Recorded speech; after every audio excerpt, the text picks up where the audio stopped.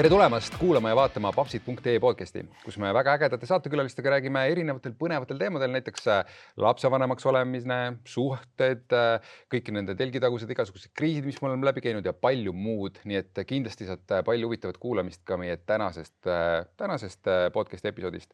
Ja meie kogemuskoolitajad, papsindusentusiastid, mina olen Kristo Tuurman ja mina olen Illimar Pilt. Ja meie podcastile on oma toate võla alla pannud ka T1 keskus, kus leiab väga palju põnevat ägedat tegemist tervele perele. Esimesest kuni neljanda korruseni, isegi -1 põhimõtteliselt 4. korruseni on palju vahvat tegemist, nii kui ei ole veel külastanud.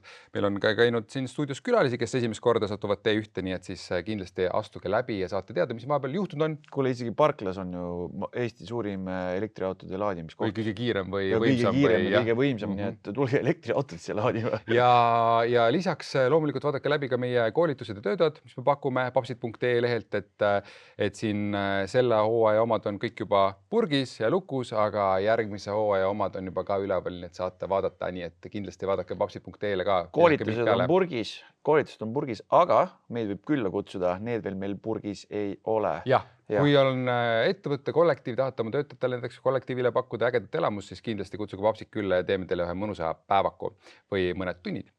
Aga nüüd lähme tänase saatekülalise juurde, sellepärast, et meil on külas väga mitmekülgne mees. Meil on külas kirjanik, kultuurist, meil on külas isa, lausa vanaisa, Ott Kiivikas. Tere tulemast! Jaa, tere ka minu poolt. Tere Ott! Kuidas ise ütled praegu, mis sul kõige aktuaalsem on, et kes sa kõige rohkem praegu oled?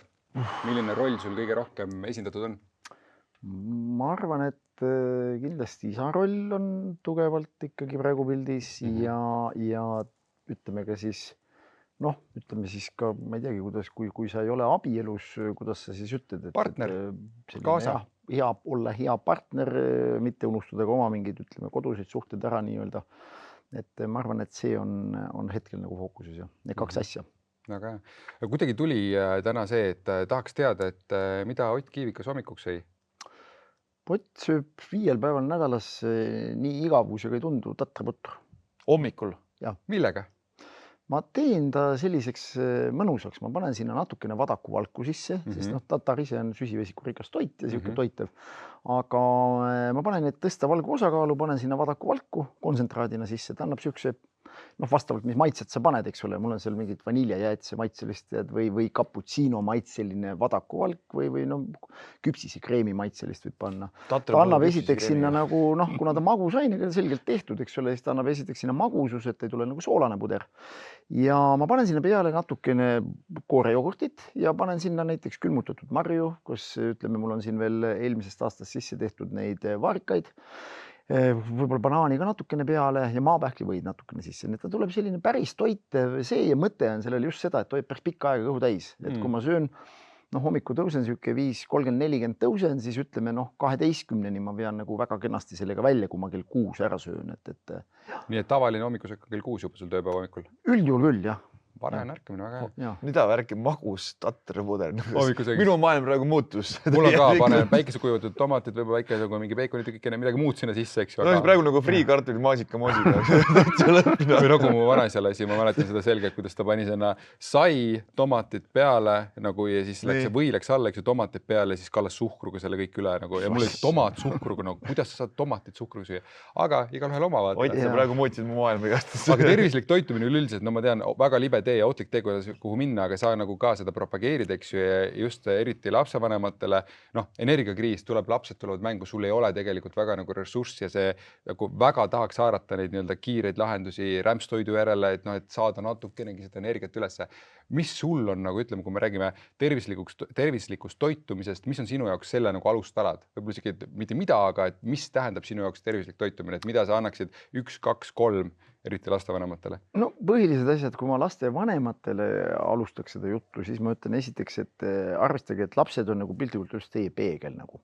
Ja kõike, mida te näete, mida lapsed teevad või mis harjumused neil kujunevad, vähemal või rohkemal määral on nad seotud sellega, mida nad on eelkõige kodus näinud. Nagu. Yeah. Loomulikult nad käivad väljaspool, kui nad on juba suuremad, aga maast ja madalas, kus nad veedavad enamus päevast ema-isaga koos, siis need harjumused juurutatakse suhteliselt maast ja madalast. Kus ma seda nägin loomulikult oma laste pealt ära, et ega nende see toitumisharjumus ka ütleme, kujunes välja sellest, mida mina siis või meie peres söödi, eks ole, noh. Ja kui lapsed harjusid maast ja madalast saama samasuguseid toiduaineid, noh, mida me peame ikkagi normaalseks toiduks, juurviljad, teraviljad, puuviljad, kaasa arvatud erinevad siis piimatooted, kust ka valke sai, siis nad tegelikult ma ei pidanud lapsi õpetama ja tutvustama kuskil, ütleme seal teismeeas, et kuulge, et proovige, et see on nüüd on kodujuust, et see nüüd on kasulik, et noh, kuna ma saan juba aru, vaata, et tervisega on juba pahasti või et neil on ülekaaluga seal mingi mure, et siis kõik see kujunes või muna söömine, tipptoiduaine, noh, oma tütar, kes tänaseni teeb ka võistlussporti, aga keda ma ei ole teadlikult võistlussporti kunagi suunanud. Ei ole, et sa ei ole öeldud, et mine tee seda, ta on täitsa ise. Ta ise valis trenne, ma lihtsalt panin algusest lasteaiast, hakkas käima tennises juba lasteaias, kes niimoodi, et oli, kui teised läksid magama, siis võeti viidi tennisesse niimoodi, et isegi niimoodi oli peenet süsteem, et nagu eskortteenus, et üldi võeti peale, viidi siis ja toodi, aga noh, selgelt see, et nii väikestel ja nii lühikest aega, kui ta tegi, ega seda tennisemängu sa sealt nagu ei omandanud sellega, aga noh, vähemalt jällegi, et nagu trenni või spordiga tutvus, hiljem juba kergejõustik, vehklemine, iluvõimlemine, noh, kõik asjad, mis natuke jõulisemad, vähem jõulisemad, aga no kõik sellised spordialad ja tegelikult koos sellega, nagu öeldakse, hakkas ka kodust ikkagi pihta, et noh, see toit, mis oli, täpselt sedasama toitu sõid lapsed nagu ja meil on mingid, ma ei mäletagi ei ühe ega teisega tütrega, noh, täna noorem kohe saab nüüd täisealiseks, et selles mõttes põhimõtteliselt täisealised hilised täna, eks ole. Siis no ei ole kunagi olnud seda, et noh, sa pead nagu kuuled, et oot, mis siin on, et miks niimoodi toiduvalik või sest no, ise oleme kodus, kuigi erinevad ka ju emad on ühel ja teisel ja on kokku lahku elatud, aga noh, kõik see nagu on antud nagu ikkagi edasi, kuna eeskujud on olnud ikkagi noh, natuke võib-olla toitumisalasest teadlikumad nagu. Ja ega me sellepärast ei ole keelanud või pannud komme kuskil, ma ei tea, kausiga laua alla ära või kuidagi, aga kui sa kõige huvitav ongi, et kui sa nagu õpid nagu või sööd kõigepealt sellest normaalsest toidust nagu kõhu täis, ütleme nii, et ega sul sellise rämpsu järgi nagu väga isu ei olegi nagu, et sul on nagu täidetud oled, eks? Jah, sa oled nagu täidetud ja kuna su veresuhkrutase püsib ka pikemalt üleval, sul ei tule sellist emotsioonisöömist sinna sisse. Nii et ma ütlen, üks asi, tulles siia sellesama nii-öelda selle ütelusega tagasi, et eks ole see isiklik eeskuju kindlasti ja teine pool regulaarsus tähendab, et ega toitumine ei ole nagu selline asi, et sellega peab vahepeal nagu intensiivsemalt tegelema ja siis on jällegi reservid täis ja siis vahepeal ei tule see meelde ehk tegelikult regulaarsus ja mingi päevakord, noh, mingi nagu päevakava, kui sa ehitad üles, et ma tulen üles, ma teen seda, ma ei tea, pesen hambaid hommikul, õhtul, noh, samasugune asi on natuke toitumisega, et ta ei ole nii, et ma jooksen välja, et kõik muud asjad ma tean, et ahah, et ma lähen tööle, siis ma ei tea, toon lapsed ära, siis ma lähen trenni, noh, neid asju me enam-vähem teame, aga veider on see, et toitumise me peale samal ajal nagu ei mõtle, et see nagu ei olekski päevakavas, ei omakski mingit rolli nagu. Aga kusjuures see on ju tegelikult veider, sest tegelikult ilma toiduta meil ei ole ka energiat kõiki teisi tegevusi teha. Ja kui me saame aru, et juba aju üksinda kasutab umbes 20% ära sisse söödud süsivesikutest, noh, siis ma küsin, kuidas see aju saab nagu töötada, kui me jookseme 2 kätt taskus kodust välja, hakkame intensiivselt siis ajuga nagu tööle, et noh, tänapäeval rohkem ajuga tööle, eks ole, võib-olla keegi ka füüsiliselt tööle, eks ole, sa hakkad kohe energiat kulutama, aga noh, viimane toidukord oli kuskil võib-olla eile õhtul, eks ole. Nii et need on, ma arvan, kõige olulisemad asjad nagu, et see regulaarsus, distsipliin ja isiklik eeskuju, jah, 3 asja, et jah. Hoida seda. Aga ikkagi ma mõtlen selles mõttes, et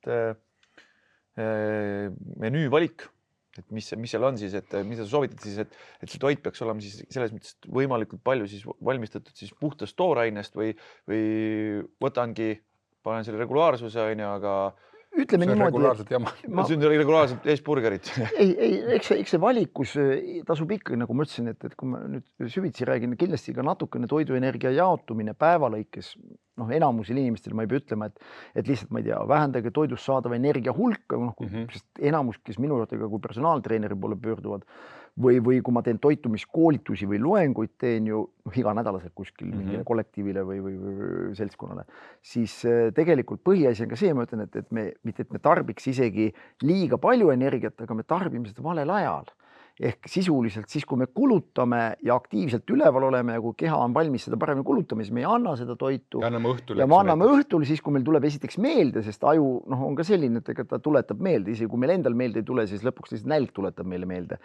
Ja probleem ongi selles, et siis me lihtsalt tarbime üle ja meil ei järgne enam kulutust. Ehk me nagu anname valel ajal selle toiduenergia. Toon meelde, kes meie podcasti pikemalt kuulanud on, teavad, et me tegime vahepeal siin läbi, oli 100 päeva 5 jaht, 5 eid ja üks seidest, mis me seal oli sees, on see, et pärast 7 ei söö. Ja see tegi kõige suurema vist muutuse üldse enesttundele. Meil olid muud jahid jäid seal ka sees, aga see oli tegelikult see ajaline nagu piiramine, et sa neid õhtuseid näksimisi, kõiki neid õhtussöömist ei ole, see tegi enesttundele nii suure vahe sisse. Ta teeb ja küsimus ei ole isegi maagilises nüüd kellaajas, lihtsalt hea on panda enda jaoks selline piirang ette, sest nagu ma ütlesin, et kui me seda ei pane, siis tahad või taha, kui sa ei ole ka hommikul ikkagi korralikult söönud, siis see puudu olev osa küsitakse päeva jooksul ja lihtsalt veel hiljem küsitakse, kui sulle keha küsib seda tagasi.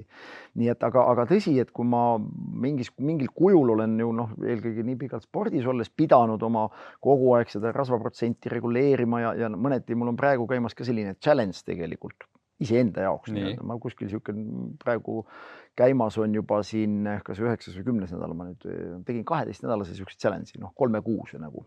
Mõni aeg tagasi käisin siin jaanuaris, Austraalias käisin puhkamas ja Australian Openit vaatamas tennises, kuna mul ka elukaaslane on siis selline tenniseharrastaja ja siis paratamatult seal ka sihuke vähe lõdvemalt võtad kõik ikka puhkused chill ja ega seal mingit nagu režiimi nagu ei olnud ja ega kui sa ei ole nüüd 7 aastat, me ei ole olnud ju võistlusspordis ka, eks siis elu on ikkagi läinud rohkem nagu tavainimese nagu nägu ja seda, et ma hommikul tõusen nädala sees ja teen ikka oma pudruportsu, see on tavaline, et see ei ole muutunud, aga ikkagi ta on vabam nagu ja tõesti kipub olema ka, et võib-olla kuskilt jäigi tordukord vahele või kuskilt tarbisid teadlikult rohkem, kuskil jõid mõne õlle rohkem, kõik sihuke asi vaata ja kui sa nagu ometi ka kehaliselt oled aktiivne, 4-5 trenni ma teen igal juhul nädalas, aga sa näed, et koos vanusega ka, ega mul ei ole ka siin palju 50-st enam puudu, et ega sa näed, et tasapisi ikkagi deformeerud, kui sa ikkagi ei vaata asju, siis hakkab,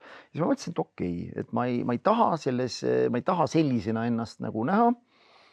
Ja siis ma mõtlesin, okei, mul on vaja mingit motivatsiooni, sest miks ma spordis kuhugi jõudsin, oli väga selge. Ma mõtlesin, nii selleks kuupäevaks sa pead olema vormis, eks ole. See oli täpselt teada, mis sa tegema pead. Sul oli võistlused, sa teadsid. Ja nüüd ma võtsin põhimõtteliselt, ütlesin, mängisin selle sama läbi, nagu oleks 1. mai, oleks Euroopa meistrivõistlused, nii nagu 20 aastat olid ja kus on sel aastal ka. Ja mõtlesin, et okei, et ma hakkan siis nagu veebruarist 1. veebruar pihta ja vaatame, mis juhtub nagu. Ja tegelikult huvitav ongi, et selle 12 nädalase programmiga, kus ma praegu olen 9, kehakaal on langenud, aga mitte kusjuures liiga palju üldsegi. Seal on mõni kilo, ütleme, on läinud. Aga kõige huvitavam on see, mis siis kehaga juhtunud on, et selge, et mingisugune eelkõige ka taljes olev rasva osakaal, taljest on 5 senti kadunud, kusjuures kehakaalust on võib-olla 2 kilo on kadunud, taljest on 5 senti, sihuke jupp on kadunud. Kõhulihased on tulnud kenasti kõik välja, mis olid vahepeal eeti polnud üldse näha. Ja mis on huvitav, et kõik õlavarre ümbermõõdud, keha ümbermõõdud ma võtsin samal ajal, need on vähemalt sama suured, sealt ei ole mitte 1 sentimeetri ära läinud, aga sa näed, et rasvaprotsent on läinud madalamaks, et veresooned on tulnud välja, mis näitab ka seda täpselt seda naha nii-öelda paksust. Ma ei räägi võhmast, et iga trenni alla, kui ma jooksen 6 kilomeetrit enne trenni lihtsalt soenduseks, siis on see juba et kõik see on nagu mööda minnest, et see ei ole kuskilt enam raske. Alustasid oli ka samamoodi mingi 2 kilti, okei, oli juba raske, eks ole. Nüüd sa teed 6 ära ja nädalas 24 tundi jooksu, 3 tundi umbes tennis sinna juurde veel, pluss 4-5 jõusaali, et siis sa nagu vaatadki, et täitsa lõped ja keha kõige veidram jõunäitajad on tulnud üles paljudes asjades, ma olen jõudnud päris lähedale maksimum jõunäitajatele selle 9 nädalaga, mis ma tippspordis olin. Lamades surumised või mingisugused asjad, mida sa näed, et okei, teen siin seeria 130 kiloga, okei, vahepeal oli nii, et see 100-kilone kang oli ka raske kang juba. Selge on see, et kui sa kunagi oled 150-ga ka tein, kui sa jõuad täna juba 130-ga teha, ega see väga kaugel sealt 150 seeriast ei ole. Kõik siuksed asjad ja selle jaoks on vaja 9 nädalat ainult, saate aru, see ei ole mitte kui ulmed, lihtsalt suurendasid põhialal ka, eks ju, aga ikkagi. Ja väga väiksed muutused, vitamiinid, mineraalained juurde, mingid toidulisandid valgu näol ja lihtsalt 4 toidukorda nui 4 iga päev, täpselt nii nagu tippspordis ongi see shake kaasa tehtud, ongi siuke tervislikum valik seal lõunasöögina, õhtul veel enne kui lähed sööma, astud kaalu peale, aga ma lihtsalt näen kui lühikese ajaga võib inimene totaalselt oma keha muuta. Ja kõige huvitavam on see, et kui sa selle taseme saavutad, seda hoida on tunduvalt lihtsam, ütlen teile. Et noh, kui sa ei hakka loomulikult umbes lihtsalt laamendama ja tugitooli nagu istuma. Ehk siis pull on lihtsalt näha, et keha reageerib põhimõtteliselt täpselt samuti. Ja mul on küll neid näiteid täna kliente ka, kes on 63, üks härrasmees hakkas mul käima. 3 kuuga ma nüüd vaatangi, mis juhtunud on. Ta kehakaal, kusjuures olgu öeldud, on vähenenud äkki 4 kilo. Nüüd just naljakas oli see, et eile oli selline mõõtmine, 3 kuu mõõtmine. 4 kilo ei ole 3 kuuga mitte mingi nagu edu, millest rääkida. Taljest on sellel ärrel kadunud 12 sentimeetrit. Ehk mida me vaata vahest ajame sassi selle rasvapõletuse sellega. Inimesed tahavad hullult kaalust lahti saada. Kiloosid tahaks alla saada. Aga need 2 näidet nüüd, mis ma olen praegu meeste puhul näinud, küsimus ei ole üldse praegu seda, et meil ei ole vaja totaalselt imevähe kaaluda, vaid meil on vaja muuta keha koostist, ehk me läbi jõutreeningu stimuleerime lihase kasvu ja kõige huvitavam ongi näha, et mitte ainult algajal, nagu ma siin sellest vanemast härrast räägin, aga endal, kellel on tippsporditaust, see lihasmälu on kõik ajus olemas. Kui sa hakkad talle andma sama stiimuliga juba koormus, sama süsteemiga, sama loogikaga, ülesehitusega, keha reaktsioon põhimõtteliselt täpselt samasugune. Inimesed tuleb mõõda täna ka veel. Ma panin siin hirmutamiseks paar vormipilti üles, ütlesin, et siin on umbes 4 nädalat tead aega veel, eks ole, noh nagu 4 nädalat just on Eesti karikavõistlused meil kulturismis ja fitnessis, aga mõte jääb samaks, et tõesti sa nagu vaatadki, et tõesti selle vormiga, noh ütlen ausalt, inimesed võistlevad ja vabalt võistlevad ja mitte kehvasti, eks ole. Nii, et võib-olla on oodata, et pärast 7 aastat astud Comeback. Ja ära ütle iial, noh tõenäoliselt see kevad ei juhtu, aga ma olen liiga enne Oitad, seda ma oskan ka selles mõttes, et neid nii-öelda panen endale daatumid ja teeme siin 100 päeva või seda värki. Ja hoiame. Aga ma jõuan sinna daatumini ja mul on kõik kena, tore, ilus, super, peale seda. Siis läheb nagu lappama, siis on justkui nagu oleks lubatud. Kuidas siit edasi minna nüüd? No eks seal nagu ma ütlesingi, vaata üks asi on nii kaua, kui see sihtmärk on. Eks tavaliselt tasub hakata otsima peale seda mingit uut eesmärki, mis see siis nagu on.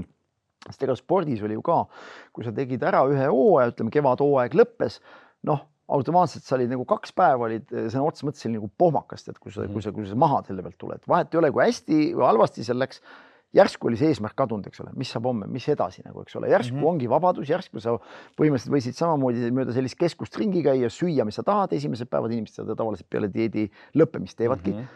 Ja siis sa tegelikult päris ruttu pidid saama nagu selgeks, mida ma nüüd edasi teen, kuhu ma liigun või kuhu ma ennast üldse lasta tohin. Muidu kaevad auku suuremaks lihtsalt. Ja see, siin on näiteid selles võistlusspordis, kus on inimene, tuleb, ma ei tea, 3 nädala pärast või 2 nädala pärast ilmub trenni tagasi, nad on 12 kilo raskem. No jumal. 12 kilo 2 nädalaga. See ei ole midagi teha. See on ju eraldi töö, et seda teha. Ei, no see lihtsalt tuleb, vaata, mida ekstreemsemalt sa oled selle võib-olla maha ka võtnud, seda kiiremini see sinna tagasi tuleb, et sellepärast ma ütlesingi, kõige keerulisem vahest oligi, kui ma nüüd ise seda ka aru sain, oli see, et kuidas nagu see 2 nädalat just peale seda, kui see eesmärk on ära võetud, kuidas siis pidama saada. Ja seal oli ka väga lihtne valem oli sellel tegelikult, ütlesin maksimaalselt +2 kilo. Siis on see isu rahuldub ära, keha tegelikult tuleb maha selle asja pealt. Ja siis tegelikult settib see, et sul jõuab enam plaan selgeks, kus ma siis liigun, mis need uued eesmärgid on, võib-olla ma tahan isegi hoida, aga selline hull vabaduse, et ma võin kõike lubada, see läheb üle, lihtsalt see toit, kõik hakkab korduma, lõpuks on sul halb juba võib-olla sellest rämpsu söömisest, mis sa vahepeal siis lubad. Ja vot siis oli vaja umbes 2 nädalat, aga see tegelikult oli kõige raskem pingutus oli, vaata, et see 2 nädalat, kus järsku eesmärki ei ole, aga hoia 2 nädalat niimoodi. Ja samamoodi pidi kaalu peale edasi käima ja Ehk siis see on järel tegelikult kokkulepe, mis eraldi endaga teed, et okei, ma luban ennal natuke reibalt maha kukkuda, aga ma luban nagu sinna maani näiteks. Jah, see on ka kokkulepe jällegi. Piiramine mõnes mõttes ikkagi ja kokkulepe, eks ju. Aga kes selle vastu pidasid, neid saatis edu järgmisel sügisesel võistlusel või sellel, sest nad olid palju paremas stardipositsioonis, mille pealt siis mõelda, okei, võib-olla võtangi mõne kilosid lihaseid juurde, lasen natuke, eks ole, kehakaalu üles. Aga tal oli palju lihtsam maha võtta. Need, kes panid see paus 12-15, kuni 20 kilo olen ma siin kuuga näinud. No see oli põhimõtteliselt nii, et 6 aja pärast küsis, aga kui sa tahad sügisi võistelda, sa pead jälle dieedile minema. Ja nagu väga maksimaalsele. Jälle, ja see oligi iga kord ja üha raskemini see tuli. Ja kehal ei ole ka tore see kindlasti. Aga kui räägime, lähme lastevanemate juurde tagasi ja lähme just nagu laste ja lastetrenni juurde tagasi korraks või üldse selle juurde, siis kuidas, üks juba ütlesid, on eeskuju, eks ju, noh kindlasti, ja kuidas veel nagu panna oma lapsi nagu liikuma, näiteks ma arvan, väga paljud vanemad on sellega praegu nagu noh, ütleme siis, kuidas öelda, hädas, et lapsed ei liigu piisavalt, isegi siin on tehtud Eestis ju ka uuringut, et ainult 20, natuke peale 22% lastest liigub piisavalt, et saab 1 tund nagu seda füüsilist aktiivsust nagu päevas ja mis on nagu vajadus, eks ju, aga näiteks ekraanides ollakse, ma ei tea, 5+ tundi, eks ju, et see nagu, see läheb väga nagu käest ära ja ma arvan, et väga paljud vanemad on ka sellised, kes nagu tegelikult ise liigutavad, teevad trenni, aga ei saa nagu lapsi sinna, nii-öelda ise õue neid, ei saa neid nagu sinna nagu liikuma, et on sul sinna ka mingisugust nagu nõu anda, et mida veel teha? Ega niisugust väga head nippi ei ole, nagu öeldakse, peale selle, vaata, küsimus on see, et kui lapsevanem ise on passiivne, ise istub, siis ütled, kuule, mis sa ei liigu, mine õue, mis sa siin telefonis, aga sa ise istud täpselt samamoodi. Ise istud diivanil, kui sa pakud väljagi, et kuule, lähme kuskile koos või teeme midagi koos, vahet ei ole, on see siis rattaga, on see siis rollikutega, on see siis noh, mis on see suuskadega, on see mis iganes liigub, võib-olla see on lihtsalt käimine, aga lepime kokku, et okei, kas või pool tundi, võib-olla alustame 20 minutist, lähme koos enne seda, kui kõik kuhugi tuppa maha istuvad, ekraanide peale istuvad, enne seda, kui keegi hakkab õppima võib-olla, kusjuures aju aktiviseerimiseks liikumine ülihea. Eriti praegu, milline ilus ilm on. Nagu uuringuid on päris palju, kus on näidatud seda, et ja trenni tegevad ja füüsilist tegevust tegevad lapsed, õpiedukus on parem kui neil, kes ainult lihtsalt istuvad ja õpivad justkui. Annavad ajule ka. Ja ongi, kõige veidram on see, et aju aktiviseerib liikudes. Miks me tihti kipume telefoniga räägime, kui tuleb, olete, ma ei räägi kui vanaema või vanaisa, kui tuleb oluline kõne, tõuseme püsti, hakkad panema hullult, vaata, sest sa hakkad keskenduma, mida sa räägid, see on oluline ka, ja sa tunnedki vajadust liikuda. Ja see ongi seos, otsene seos, seda on põllitanud, seda on uuritud ka. Ja selles mõttes ongi, et käies ongi kusjuures väga hea selliseid arukaid, ütleme isegi kõnesid teha, võib-olla ka omavahelisi vestlusi, sest vaata, kui sa lihtsalt, keegi on seal diivani peal pikali või toas pikali, noh, lapsevanem läheb sinna, tahab mingit juttu nagu aretada, noh, mida sa seal aretad, eks ole, inimene on juba siuke pooluimane olek, eks ole, mis see veel minu territooriumile sisse tulid, aga kui sa lähed nagu natuke nagu siuksele neutraalsele territooriumile, kus keegi ei tunne ennast liiga mugavalt, eks ole, ja samal ajal, nagu ma ütlesin, et käies nagu ise enesest aju tegevus aktiviseerub, et võib-olla on ka nende lastega natukene lihtsam saada nagu jutule ja mingit vestlust nagu aretada ja noh, ongi täpselt kas või rattaseid koos või midagi sellist, mis noh, võiks nagu lapsele huvitavam olla, et võib-olla tõesti ütleb, et noh, lihtsalt käimine on jama, aga noh, kuule rattaga võiks sõita küll, eks ole, no okei, aga siis lähme, ma ei tea, kas isa poisiga või vastupidi, selgub, et mul on endal mõlemad tütred, et noh, lähme teeme siis mingi ühistegevuse seal siis, eks ole, kui see just treening ei ole, minul lihtsalt on endal ka see kontakt lähenes nagu tütardega ka selgelt siis, kui nad hakkasid väga selge eesmärgi nimel trenni tegema ja vot siis see isa-tütre nagu suhe nagu läks nagu hoopis mingil teisel tasemele nagu, sest noh, muidu ta baseerus ikka nii, et noh, kuidas sul koolis läks ja mingi lisaküsimus veel ja tegelikult mul olid küsimused otsas, ega ma ei osanudki väga midagi küsida, mis ma siis küsin. Ei osanud seda lähedust sidet luua. Ja ei olnud ja mingid avatud seda ka, no mingist vanusest sa ei küsi ka, et noh, kuule, sul siin kutti on või värki või mismoodi, et noh, ka siuksed ebameeldivad küsimused, mida ei taheta tihti nagu kuulda, et ja ega seal ei olnudki väga suhtlust, aga siis mingil hetkel, kui tekkis selline noh, nii-öelda, et ma ise, Amani, kes on vanem tütar, oli 14 äkki, no ka siuke päris raske iga ju tegelikult tütarlapse jaoks ikkagi teismeline. Ja sealt maalt meil vastupidi, meie see suhe nagu tänu sellele, et ta ise palus, et ma tal treeneriks hakkan, noh nüüd on sellest siis juba saab 10 aastat, eks ole ju, et ta saab 24 juba, et 10 aastat olen ma ta treener olnud ja tänu sellele on ka meie sellesse suhe noh, kuni sinna, et ta sai ise juba on oma pere, laps juba, eks ole, ise täna on tööl, ise on ettevõtja, koolitaja, ise treener, eks ole, noh, kõik see on toimunud selle käigus orgaaniliselt ja alati sa oledki olnud, noh, ka üks esimesi valikuid, kellega ta tuleb midagi rääkima, kuule isa vaata, et siuksed asjad lauas, noh, mis ma nagu teen, vaata, et sealt see lähedus nagu tuli. See on ülihea soovi ja ikkagi endiselt, noh, laste kasvatamine, nagu ütleme, on imelihtne tegevus. Lihtsalt ole eeskujuks. Ole lihtsalt eeskujuks. Sellest Oti sellest mõttest tuli mul idee, et mida nagu nii-öelda siis soovitada arvutisõltlasest lapsele. Tahad, et sul oleks paremad mängutulemused, sa kasutad oma aju, et ajupotentsiaali kätte saada, mine jookse. Siis just tuli meelde ka see, et ma lugesin nüüd artiklit, kus oli, et vaadake mingit Londoni maratoni või mis iganes suurt seda Bostoni maratoni, midagi siukest, kes on 200 venda, seal on sportlased ja seal on geeniused. Et nagu, miks need geeniused siis jooksevad, siis nad kasutavad oma ajupotentsiaali, nad peavad liikuma. Et noh, siis on sama asja lapsele ka kohe välja pakkuda, et kuule, tahad, et sul paremad tulemused oleks siin Counter-Strike'is või, et oi, mine jookse 5 kilti ja vaata siis tulemusi. Ja aga veel parem on see, et sa lähete koos, koos, võtate selle ratta, lähete koos. Ülinäge, selle ja teine asi, mida kindlasti võib-olla, mida ma lapsevanemana olen ka kaasartud, mul on seal mingi koolitus või loengud ka nagu laste füüsilist aktiivsust ja et me kipume nagu tegema ise valikuid nagu laste eest. Treenide mõttes või? Ja, mis nagu ühest küljest nagu on aru saada, et aega lapsele algul ei ole ka nagu täpselt aru saama, et mis ta tahab nagu teha, kus ta tahab. Ta ei teagi, mis olemas on. Ja, ta ei teagi, mis olemas on. Ja siis me kipume algselt need valikud tegema, aga mida ma tihti näen, milles see probleem nagu seisneb, ongi see, et arvatakse, et okei, kui ma kuskile trennida panin, eks ole, mis iganes klassis ta siis hakkas kuskil käima, et kuidas sa jätad nüüd pooleli, et sa oled seal nagu 5 aastat juba käinud, et kuidas sa nüüd edasi ei käi, eks ole. Mis kokkuleppe ma nagu oma lastega tegin nagu, oli see, et käime ühe hooaja ära, nagu üks klass, käime selle lõpuni, siis vaatame, oli see okei, kas see seltskond sulle seal sobis, kas see tegevus nagu sobis, treeneriga klapp oli okei ja siis me otsustasime, mis me järgmisel aastal tegime. Ehk sisuliselt nagu ja kui sa kuulsid, kui palju juba siin erinevad spordialad algul läbi käis, nüüd proovisid ja kusjuures ma olin ju ise 4 erineval spordialal Eesti noortemeister, enne kui ma jõudsin õige alani, mis näitaski selle ära, ega ma ju ei teadnud. Sul oli korvpall, mis sul oli? Käsipall, jõutõstmine ja kulturism. Ja, ehk sisuliselt nagu osad on esiteks meeskonnaalad, eks ole, mis on oma ja pallimängud, teised on totaalselt jõualad, eks ole, okei, mõlemad on üksteisele lähedal, eks ole, kui sa kossu omandad, on lihtne käsipalli mängida, kui sa jõutõstmisega tegeled, on lihtne nagu aru saada, et see vajab ka kangi ja kulturismis, eks ole. Aga oma olemuselt nad on ikka nii erinevad asjad, kui veel olla saab. Ja selle jaoks ja kusjuures ega kõigis olin ju edukas, nagu öeldakse, et ega mängisin noorte koondises kossu, eks ole, ma olin 2 korda tulin juuniorides jõutõstmises Eesti meistriks, eks ole, enne kui sa jõudsid siis kulturismi, kus oli 20 aastat, eks ole, Eesti meistrivõistlusel võitmatu.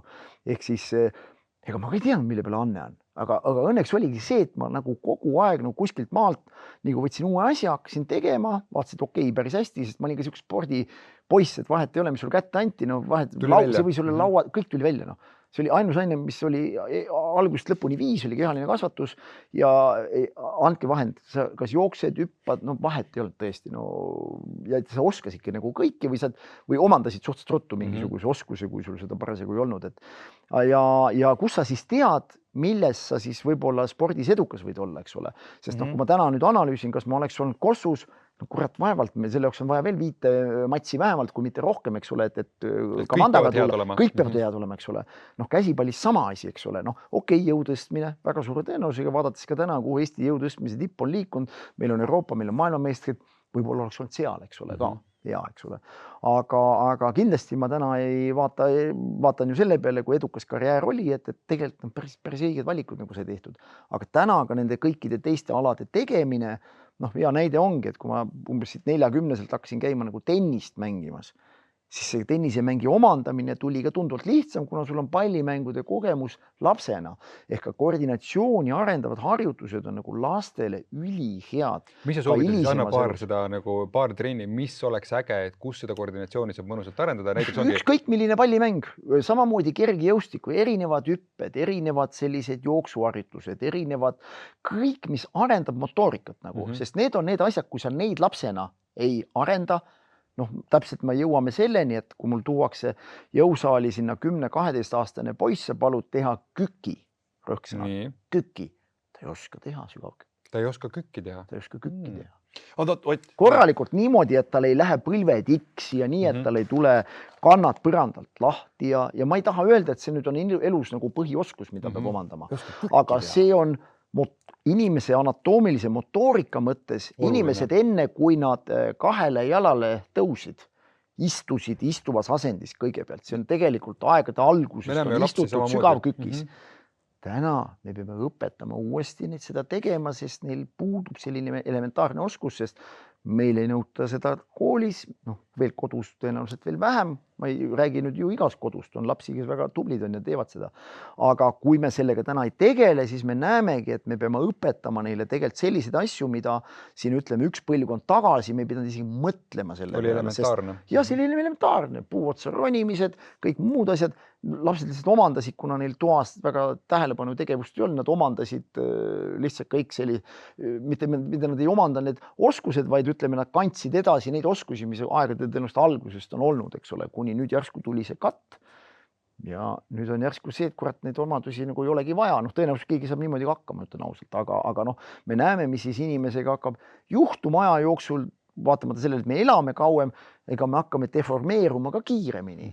Ehk siis järsku selgub, et inimene selles oma kehas enam nii hästi hakkama ei saa, eks ole, et üks asi ühed tervisehädad, aga teine asi on ka see, et kui see liikumine on piiratud, siis üha raskem on teha erinevaid tegevusi ja seda vähem aktiivseks inimene kogu aeg jääb, sest ta ei tahagi proovida, kuna ta ei jaksa midagi teha. Või on valus ja nii edasi ja siis see on hinnast self-fulfilling prophecy, et sa kogu aeg jäädki järjest väiksemaks. Aga sinu see võistlusimu, kus see pärineb? On sul lapsest saadik olnud, sa paari lugu siin jagada, on nagu kuulnud seal Palajärve ümber jooksid? Ja see on tegelikult haige värk. On jah. See võidu janu, ma arvan, et see nüüd kuskil keskeas on hakanud nagu taanduma. Nüüd on see, et ma võin ka kaotada, ma võin minna tennist mängima, ma võin ka kaotada ja Aga enne läksid reketid puruks? Ei, mitte seda, aga ma ikka tundsin ikka väga kehvasti ja kusjuures oligi veider, ma olen toonud seda näidet varem ka, aga ma ei olnud ju, ütleme, mingit spordivõistlust, ma ei mäleta, et ma oleks kuskil viimane olnud.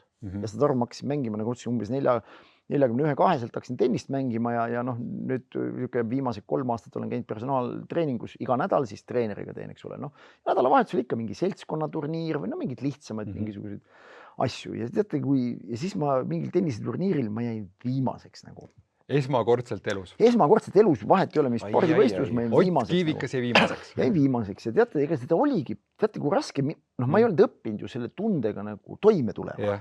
Ja järsku sa oled, ma ei tea, 4, 6, 7 ja see järsku sa nagu viimase koha ja kusjuures ega seal ei ole siis kõik mingid nooremad, kellega sa võistad. Seal veel vanemaid inimesi ja veel väiksemate oskustega inimesi.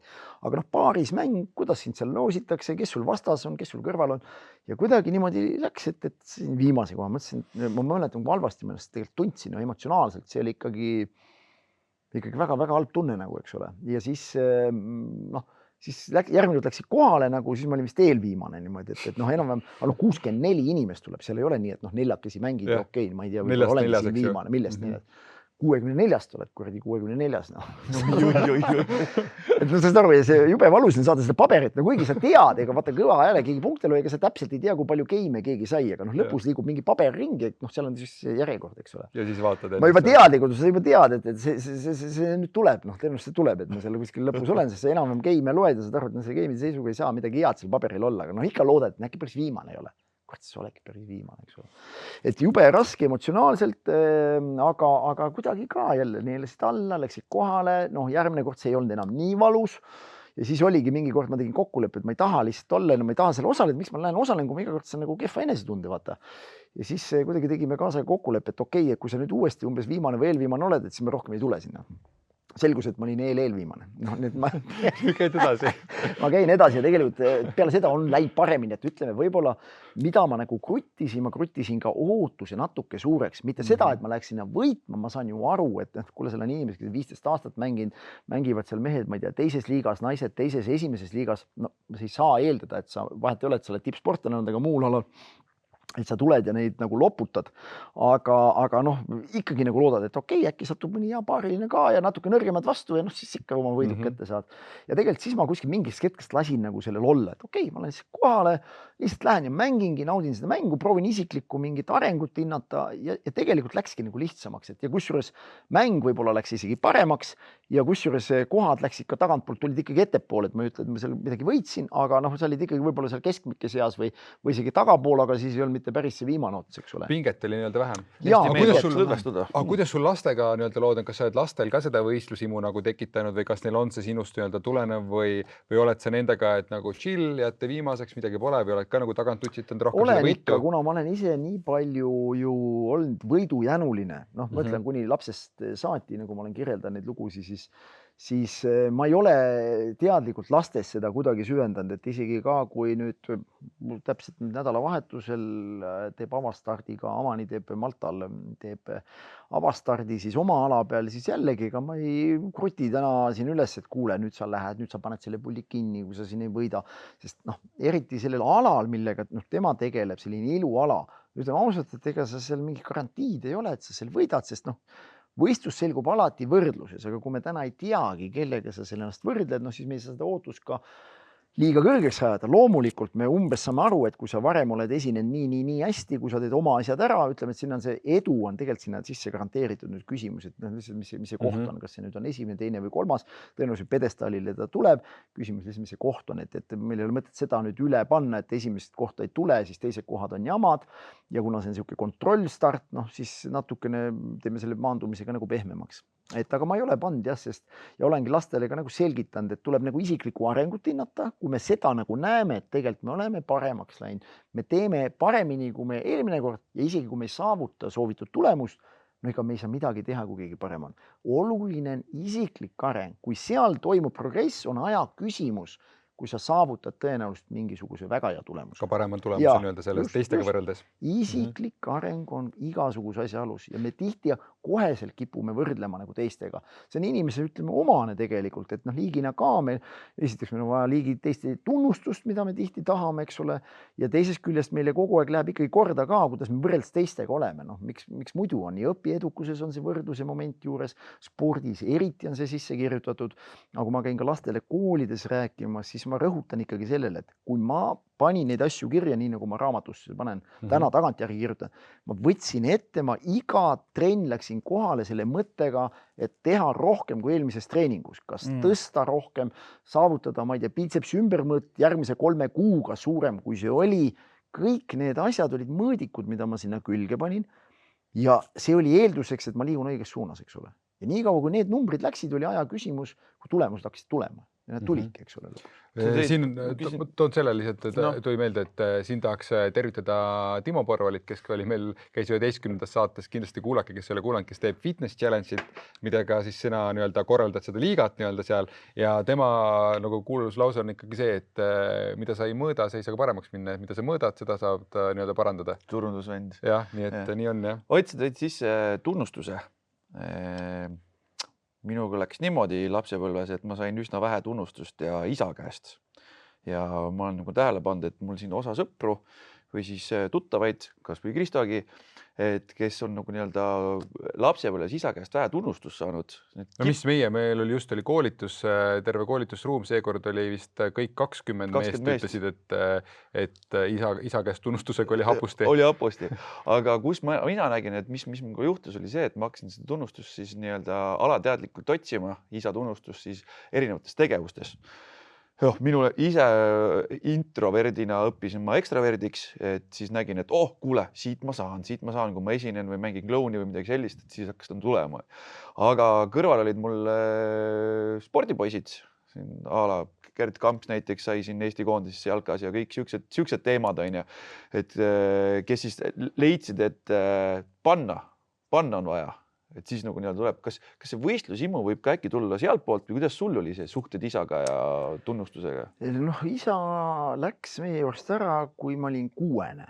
Ja tegelikult üsna noorelt jah, nii et ega seda isa panust nüüd selles kasvatuslikus või eeskuju mõttes nagu ei olnud. Ehk siis ka ütleme siukest isa nagu tunnustus, sest meil mingi kontakt ikkagi jäi aastate jooksul on see ka olnud nagu Ameerika mäed selline, vahest natuke lähedam, pigem vahepeal jälle kaugem, aga noh, eks see äraminek minule nagu tõenäoliselt ikkagi mõjus nagu nii palju, et ega meie suhted omavahel nagu tänase päevani midagi head ei ole, ütleme. Ja ütleme siis nii, et aga tõenäoliselt, kuna ma nägin ju teiste poiste tõenäoliselt isasid nagu kellel nad eeskujuna olid, kuigi ma ei saa öelda, et oleks kellegil mu tutvusringkonnast olnud selline isa, et ma oleks peale vaatanud ja mõelnud, kurat, ma tahaks endale siukest isa vaata. Kusjuures veider, et ei olnud ja ometi need isad elasid ju kodus, eks ole ju.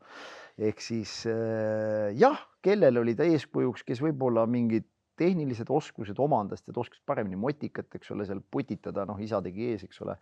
Et mingeid oskusi need poisid omandasid loomulikult kiiremini, aga ma tagasi kogu seda punti mõtlen mingis vanuses, kus on see isa eeskuju nagu oluline, siis ega kõik ikkagi poisid jooksid omaette õues ja ma ei teagi, millega, noh, vanemad ju tol ajal, millega tegelesid isad ka, noh, ei saa salata, et oli kuskil mingi garaaž, suitsuahi oli selle taga, paar pudelit viina oli ka tõenäoliselt kuskil selles toa või selles garaaži nurgas ja noh, kes käis võib-olla kalal ka enne ja siis suitsetati kala ja putitati neid samu Vene masinaid kogu aeg, eks ole, või oli mingi muu tehnika. Ehk siis see oli nagu see isana nagu eeskuju vähemalt, mis mul ümberkaudsete poiste nagu sealt tuli ja ega seal ma ei saa öelda, et seal oleks olnud siis meeletult rohkem ühistegevusi või mingit tead sportlikku eeskuju. Ma ei, sellist asja ei mäleta. Täna küll, kui ma vaatan, eks ole, ühte, teist või kolmast või sa võid noh, ise olla sportlasena eeskujuks, noh, see pilt on ma arvan, vähe teine pilt, mis avaneb minu lastel, ütleme võib-olla mind vaadates, ma vähemalt eeldan. Aga seda enam on niisugune nagu huvitav, et kus sina selle motivatsiooni siis seal sees leidsid, eks ju, et olla nagu see kõva nagu spordipoiss ilma nagu eeskujuta. Tead sa, see oli puhtalt tegelikult, ma isegi ei kujuta ette, kui mul venda olnud ei oleks, kas must üldse mingi hull sportlane tulnud oleks. Vanem vend siis või? Vanem vend, ja temaga võistlemine. Ja see oli ellujäämise küsimus iga päev. See hakkas hommikul pihta, see lõppes siis, kui silmad kinni löödi või pandi, ehk siis see oli põhiline. Ja kusjuures ma ennem ei mõelnud selle peale, aga kui ma sain 40, siis ilmus raamat Visa hing, selline kokkuvõte esimesest, nagu öeldakse, 40 aastast. Ja tegelikult siis ma hakkasin nagu mõtlema, miks ma üldse võita tahtsin ja kust tuli see võidu vajadus sinna sisse ja selline soov parem olla ja täitsa lõpp, aga ma tahtsin kogu aeg jõuda vennale järele või vennast parem olla. Ehk tegelikult, ma arvan, see oli õde või vend, ma arvan, eks kui on väikse vahega veel eriti ja hea on võib-olla ikkagi, kui ta on nagu mõõdetavalt samast soost, eks ole, et sul on vend, siis ma arvan kindlasti esimeseks suuremaks motivaatoriks võib su lihane vend olla. Annab juurde. Kas vennal oli ka see samamoodi, töötas tema pidi ka, et ka tema... Ma arvan, et see ei olnud niipidi ei töötanud, sest kui vaadata, mis ongi, ma olen mõtlenud, et miks temast ei tulnud tippsportlast mu vennast. Geneetika oli nii, et mingi ajani meid aeti segamini. Nii keha kuju, välimuse hääle järgi. Me olime mingi vanuseni seal 20. eluaastas umbes me olime nii sarnased, et kui meid ühekaupa nähti inimesi, kes kogu aeg ajasid meid segamini. Ja noh, ütleme, ma ei olnud võib-olla nii tuntud inimene sel ajal veel. Siis mingi aja peale aeti segamini. See näitas, kui sarnased me tegelikult olime. Nüüd on ju seda, et kui ühel on antud siuke geneetika, et maailma tippspordis läbi lüüa, küsid, mis sinust siis ei tule, eks ole. Järelikult seal pidi olema mingi asi puudu nagu. Ja hiljem olen seda analüüsinud ka, et mis see puudu võis olla, et üks asi on ikkagi selline nagu järjepidevus või meid eristaski see, mida ma ka oma selles motivatsiooniraamatus siin toon näitena, just oligi seesama, et ma võtsin midagi ette, siis ma nagu viisin lõpuni mingi asja. Distsipliin siis? Distsipliin, jah, oligi. Meid erinevus oli distsipliin. Tema oli niimoodi, et ta võttis 5 asja ette ja lõpus oli kõik asjad natukene jäid nagu laiali nagu. Eks see on nagu iseloomu nagu joon, me võiks öelda nagu seda, et aga tal ei ole nagu püsivust, ütleme siukest, et ma teen nüüd pikalt, keskendun ühele asjale, tahaks siit asja, siis võib-olla vaatan, mis edasi tuleb. Aga mul oli nii, et kui ma hakkasin tegema, võib-olla see võttis ka kauem aega, aga kui ma tegema hakkasin, ma tegin põhjalikult. See on nagu oluline vahe nüüd iseloomujoonena ja kõik see geneetika, mis tegelikult, ta mängis pallimust paremini, vahet ei olnud, mida oli kossus ja käsipallis noortekoondistes. Mingi aeg hakkas jõusaalis käima suurus 150 kilo lamades, põhimõtteliselt, ma ei tea, mingi aastase treeninguga. Saad aru, enamus inimesi elu sees ei suru, vahet ei ole, kui kaua aega sa seal trennis käid. See näitas, milline nagu geneetiline nagu ime oli põhimõtteliselt. Aga mida ei olnud, oli see, et realiseeriks selle kuskil. Või soov, eks ju seda teha. Või soov ja teine asi ka soov, aga minu soov oli kogu aeg olla temast parem ja hiljem ma siis hakkasin lihtsalt leidma väljaspoolt inimesi, teisi, kelle pealt seda katsetada, sest loomulikult koos vanusega mingid asjad mul hakkasidki ju paremini välja tulema ja mingi aeg siis läks ka, ma ei saanudki enam peksana, sest ta ei julgenud enam peksa anda. Ja nii oligi, vaata, et sa kasvasid mingilt maalt nagu järele ja läksid mingis asjas võib-olla nagu möödagi ja vot siis nagu, siis hakkasidki vaatama, aga mis nüüd edasi, mis ma selle nagu, kus ma selle soovi nüüd panen, eks ole, see rakendada, sest ma nägin, et see arendas mind nagu edasi, vaata. Väga kihvt. Jõudsid järgmisesse kohta. Pagan, mul on vist kõige väiksem plika, ma sama asja, mul on 3 tütart ja siis nagu kõige väiksem 6 vaatab oma 11-aastast õde ja siis seda keskmist õde ja kogu aeg tal on see kihk sees, tahaks Olla parem. eelis on selles kohas kindlasti väiksematel, sest nagu öeldakse, sul on kogu aeg nii lähedal selline vahetu ikkagi eeskuju, kelle sarnane või kelle oskuseid sa tahad saada, sest sul tihti neid ei ole veel selles vanuses. Vahet ei ole, poiste puhul on see siis jõud, kiirus või mis asi, noh, mida sa selles, noh, tänapäeval on tõenäoliselt isegi mingisugune võib-olla oskus või nutikus, eks ole, ma ei tea, vend oskab arvutis midagi teha, eks ole, noh, sel ajal seda ei olnud, aga noh, igasugused mängud olid täpsust, osavust nõudvad mängud, kuskil pidi ronima, kuskil pidi hüppama, tõukama, no ta oli mõõdetav, ükskõik mis kujul mõõdetav ja sa kogu aeg nagu ihkasid, et sa ei jää alla, vaata, noh, et see oligi selline heas mõttes arendav nagu tegevus oli sul iga päeva sisse kirjutatud ja motivatsioon oli seal nii tugev seal küljes nagu. Ma tahtsin selle trenni ja selle teema lõpetuseks veel nagu küsida selle võistlusimu kohta just, et meil on see EOK-l on ka praegu käimas see Sõnal on jõud kampaania ehk siis kus nii-öelda ongi point on seal selles, eks ju, et nii treenerid, mida on ka tulnud siin viimasel päris palju välja või siis lapsevanemad, eks ju, on oma võsukestele nagu päris karmilt lasevad, seal neil nagu see lause oli vist ka, et see mingi jalkaväljaku ääres kuuldud lause, et hüüdlause, et mida sa siin loivad, et kaotada tahad või et kaotama tulid siia või? Et kuidas sa sellega oled nagu kokku puutunud enda nagu, ma ei tea siis, kas siis nooruspõlves nagu treenerite näol või lapsevanemate nii-öelda näol, et ja on mis seda nagu kokkupuude palju lapsevanematega. ja kuidas seda nagu siis nagu tegelikult nagu maha võtta, siis ma saan aru, et see võib olla ka see, et noh, sul seda sellisel vormiseks ei ole, aga see on nagu vanemate võib-olla enda mingi realiseerimata asjad, mis tahavad laste näol nagu täituks. No see vahe tõenäoliselt sees ongi, et kui sa oled ise maailma tippspordis löönud kaasa edukas olnud, siis su ambitsioon, et su lastest sünnib, noh, põhimõtteliselt sul on olematu see ambitsioon, ütleme, sa ei eelda. Ja see tähendabki seda, et sa ei sea enda mõttes mingeid ootusi neile ega sa ei pane neid kohustusi ka peale ja sa ei räägi, et kuulge, et umbes, et kui te nüüd ei saavuta midagi, see on nagu pahasti. Aga mida ma näen, jah, tõenäoliselt sa tõid selle punkti nagu välja, et tõesti tihti ikkagi vanemad tahavad oma realiseerimata unistusi laste peal välja elada ja loomulikult neid võimalusi, mis täna paljudel ka materiaalselt on, nad eeldavad, et me saame materiaalselt nagu osta võimaluse maailma tippspordis kaasa lüüa, aru saamata, et umbes 85% on kindlaks tehtud, et sõltub see geneetikast nagu. 85% tippsportlane sõltub geneetikast? Sisuliselt 85% on sul määratud ette, kas sust nagu tuleb mingil ükskõik mis alal, siis noh, loomulikult sa pead selle ala ka üles leidma, see ei ole ka niimoodi, et noh, okei, ma olen siin geneetiliselt andeks, milles, eks ole. Et sa võid olla paljud sportlased mitmel alal veel, kusjuures ongi maailma tipus on olnud talialadel ja teinud ka suveolümpial kaasa, neid näiteid on, eks ole, aga noh, need on mõnes mõttes nagu kas seotud ka mingi vastupidavusalaga, et noh, oskad suusatada ja päeva lõpuks jooksed ka, eks ole, noh, mis tegelikult nagu arusaadav, et mõlemad nagu kestvusalad. Aga jah, et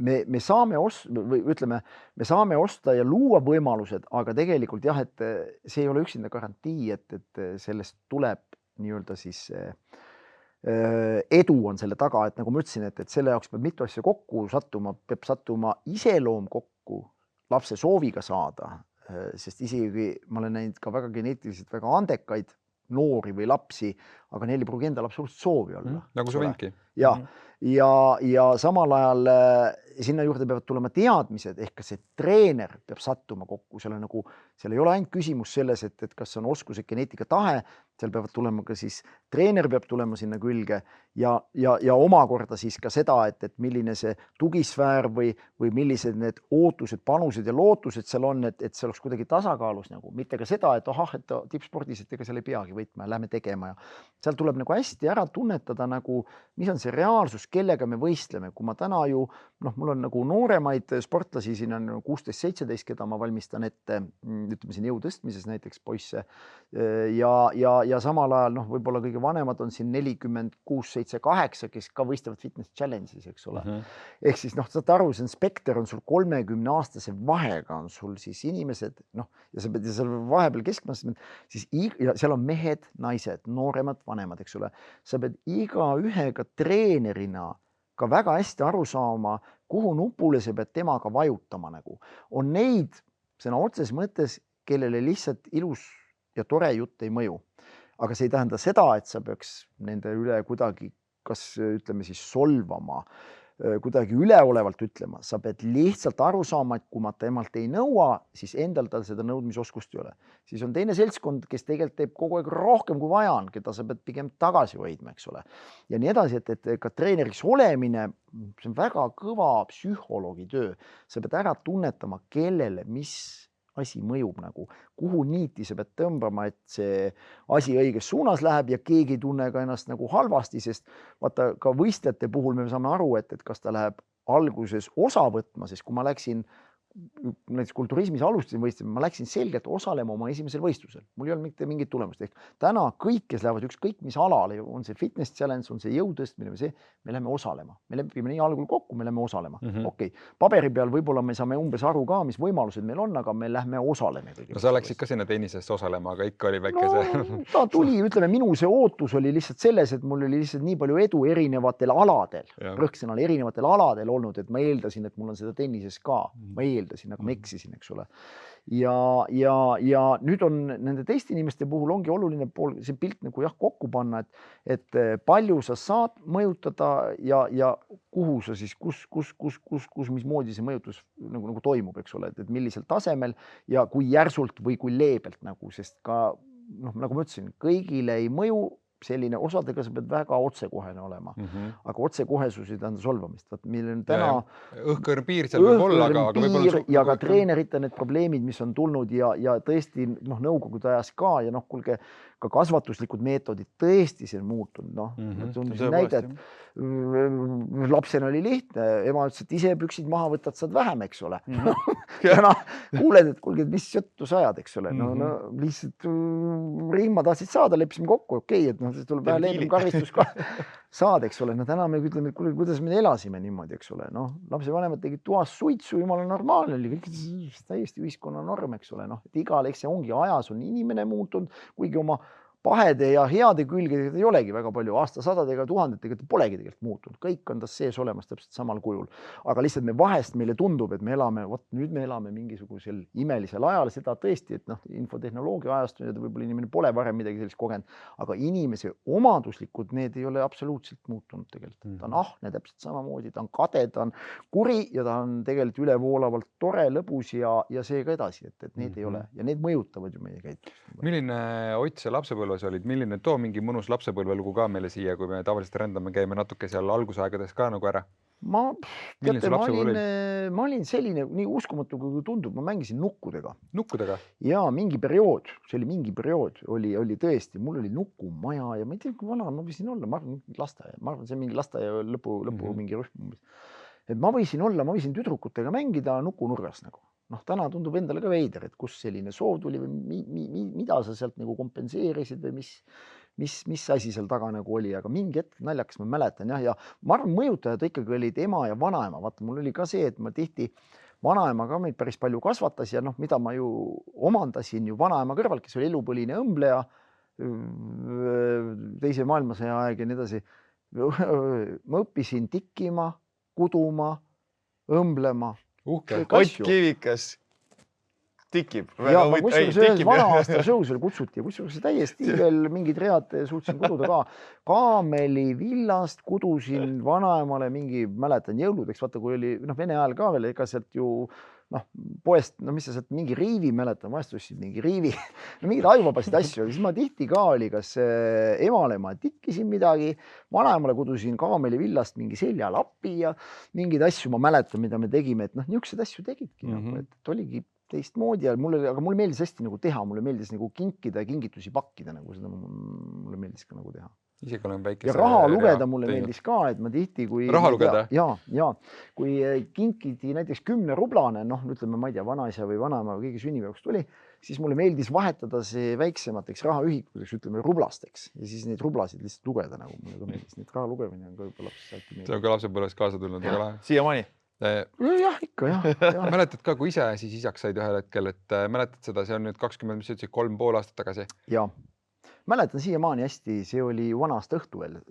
Ja 31. detsember. 31. detsember, kell oli kell 5, ma tulin hommikul, siis 31. detsembri tulin ma siis sünnitusmajast ja Amani sündis. Ja me elasime tol hetkel Mardi tänaval, see on siis Keskturu kõrval nagu. ja noh, ei saa salata, ega seal pikka und ei tehtud, tuli külla mu enda vanem vend, see, kellest siin ennem ka juttu oli, vend Mikk ja eks seal ikka korralik tähistamine lahti läks, nii et äi istus ikka seal esikus ikka vana aasta õhtul. Et see oli ka siuke suur mees, kui ta veel elas, 125-kilane poiss, et see õhtul ikka istus esikus ja põrandal. See oli, ja mäletan, Mardi tänavast lasime niimoodi liugu alla, see oli ikkagi, et kõhuliu lasime liugu alla sealt. Praegu on ka see natuke see kant muutunud, aga see oli ikka väike nii-öelda laskumine on seal olemas, et vennaga mäletan, et läksime vist raketti ja asju vaatama ja siis lasime liugu kõhuli alla, see on tänase meeles. Okei, nii et mäletad seda korda nagu hästi. Mis muutus ka, mäletad enda sees ka midagi nagu muutus, et said isaks, kas seda tunnet ka nagu on, et mingi, ma ei tea, tundeampluaa suurenes või midagi, et mis sul endal sees toimus, on siukest mälestus ka? Ikka on vastutus koheselt tekkis. Mida võib-olla enamus ka kinnitab, kes on isaks saanud, et ikkagi kohe sa said aru, et ei ole nüüd ainult mina ja mingid oma asjad, aga vastutus siis kellegi ees nagu väga tugev. Kuidas sa ennast siis isana kirjeldad, milline isa Ott Kiivikas on? Raske on võib-olla ennast nagu kirjeldada, et kes ma olen... Kui tütarde käest küsida, mis nad sinu kohta ütleks, et milline isa näiteks, ongi noores põlves, praegu on juba täiskasvanud peaaegu mõlemad, eks ju, et aga... Jah, eks ma olen ka võib-olla ajas nagu muutunud, et ma arvan, praegu me saaks mingi ühe arvustuse, aga väiksena ka, nagu öeldakse, selge nagu Amani, mäletagi, kui vana ta nüüd oli siis, kui meil nii-öelda lahku läksime. Aga see kontakt nagu tegelikult jäi ja hiljem ka, kui Emilian, mul oli mõlemiga ta oli 8-9, kui läksite lahku, eks ju? Ja oligi, Emilia oli 8, nüüd ta lõpetab siis gümnaasiumi just nüüd, mais lõpetab gümnaasiumi Hispaanias. Et ta on ka 10 aastat nüüd elanud Hispaanias, aga siis suhe on jäänud ikka samaks, et kõik suved, kõik jõulud me veedame koos, kuna ma ise olen ka rahvusvahelises alaliidus tegev ja need on enam-vähem Hispaanias on peakorter, siis ma sõidan sinna mitu korda aastas. Me helistame siit ikkagi üle nädala kindlasti temaga pikemalt räägime ja küsime, et eks see suhe selles mõttes on nagu jäänud. Amani on täna pigem lähemal siin, kuna me oleme täna nimetame kolleegid, me näeme nädalas siin 4-5 korral kindlasti, kuna me töötame mõlemad siis Sparta spordiklubis personaaltreenerina, et nüüd on ka see veel lähedasemaks see suhe, kui see ju iga päev näed, lähed tööle, mis jumalast äge on tegelikult oma lapsega koos töötada. Aga mõtlen, kui ongi laps, ütlesid 8 oli, eks ju, ja kolis Hispaaniasse ära, et kuidas sa siis nagu seda suhet nagu hoidsid või ise nagu tundsid, oli sul nagu mingisugune, tihti tekib isadel ka, kes on nagu seotumad rohkem ja kohalisad rohkem, et siuke nagu süütunne sisse, et nüüd on nagu see, et lapsest eemal. Ma andsin nagu ühte asja aru, võib-olla mida on võib-olla õppida ka, ma ei tea, kas on õppida meestel, aga ma nagu lasin tal minna, ehk siis tihti on just see, et ei suudeta nagu lapsi ära jagada, vaata, et nüüd on nädal siin või 2 nädalat siin. Eriti kui on erinev riik ka veel, et siis erinev riik ja ilge jant, eks ole, kui tore isa sa oled, ma alati saan aru, et vähemalt mingi vanuseni on nagu ema selgelt lähemal vanematele kui isa. Ükskõik kui tore isa sa oled, aga mul on tunne, et see nagu ema nagu peab olema. Ma olen seda meelt, et ema peab olema lapsel. Isa on tore, kui tal on, aga ma olen aru saanud, et ilma isata saab nagu laps emaga väga hästi nagu hakkama. Kindlasti on näiteid teisi, nagu ütlesid, aga nagu valdavas osas ja minu nagu arusaamises, et nähes võib-olla ka seda, kui palju ema oli meile tugi, ma sain aru, et eks ole, ja tänase päevani juba lapselapsed, eks ole, lapsed on nüüd juba, eks ole, minu emal.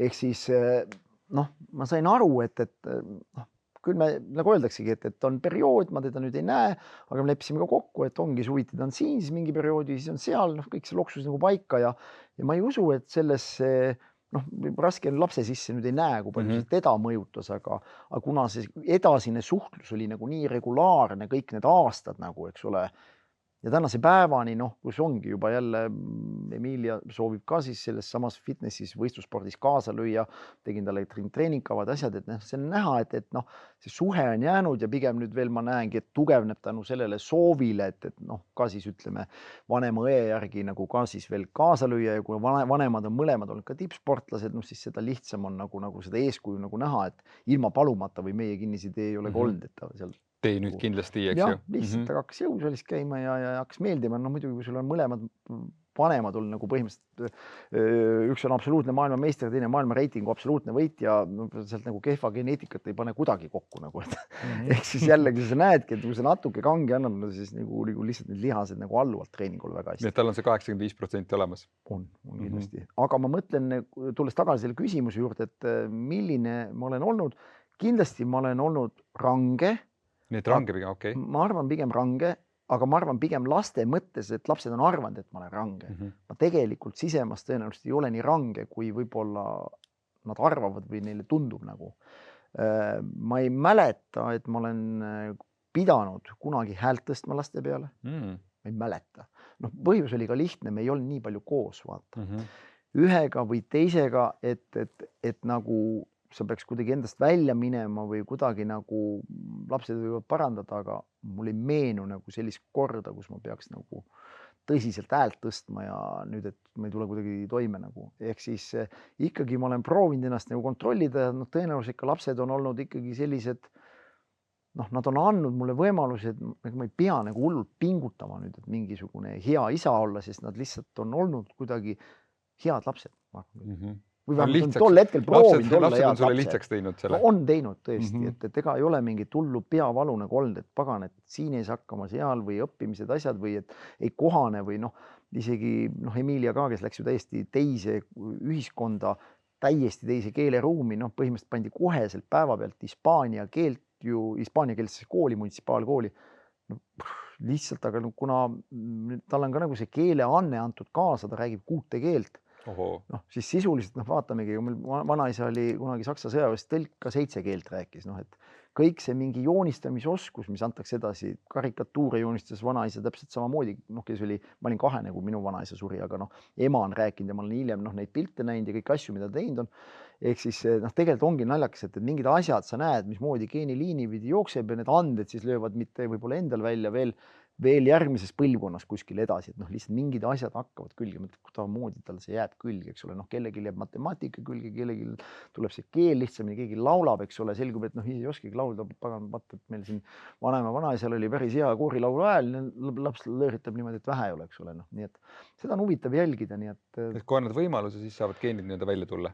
Ja ma olen proovinud ikka selles mõttes nagu neid kuulata, mõistlikult suunata, tegelikult ma olen andnud neile endal lõpus valida nagu, et ma ei ole proovinud, et kuulge, nüüd teeme nii, et vaat mina tahan, et te sinna lähete või te peate selle lõpetama või kuule, mina ütlen, mis hetkel, ma ei tea, te pere loote või mingeid asju.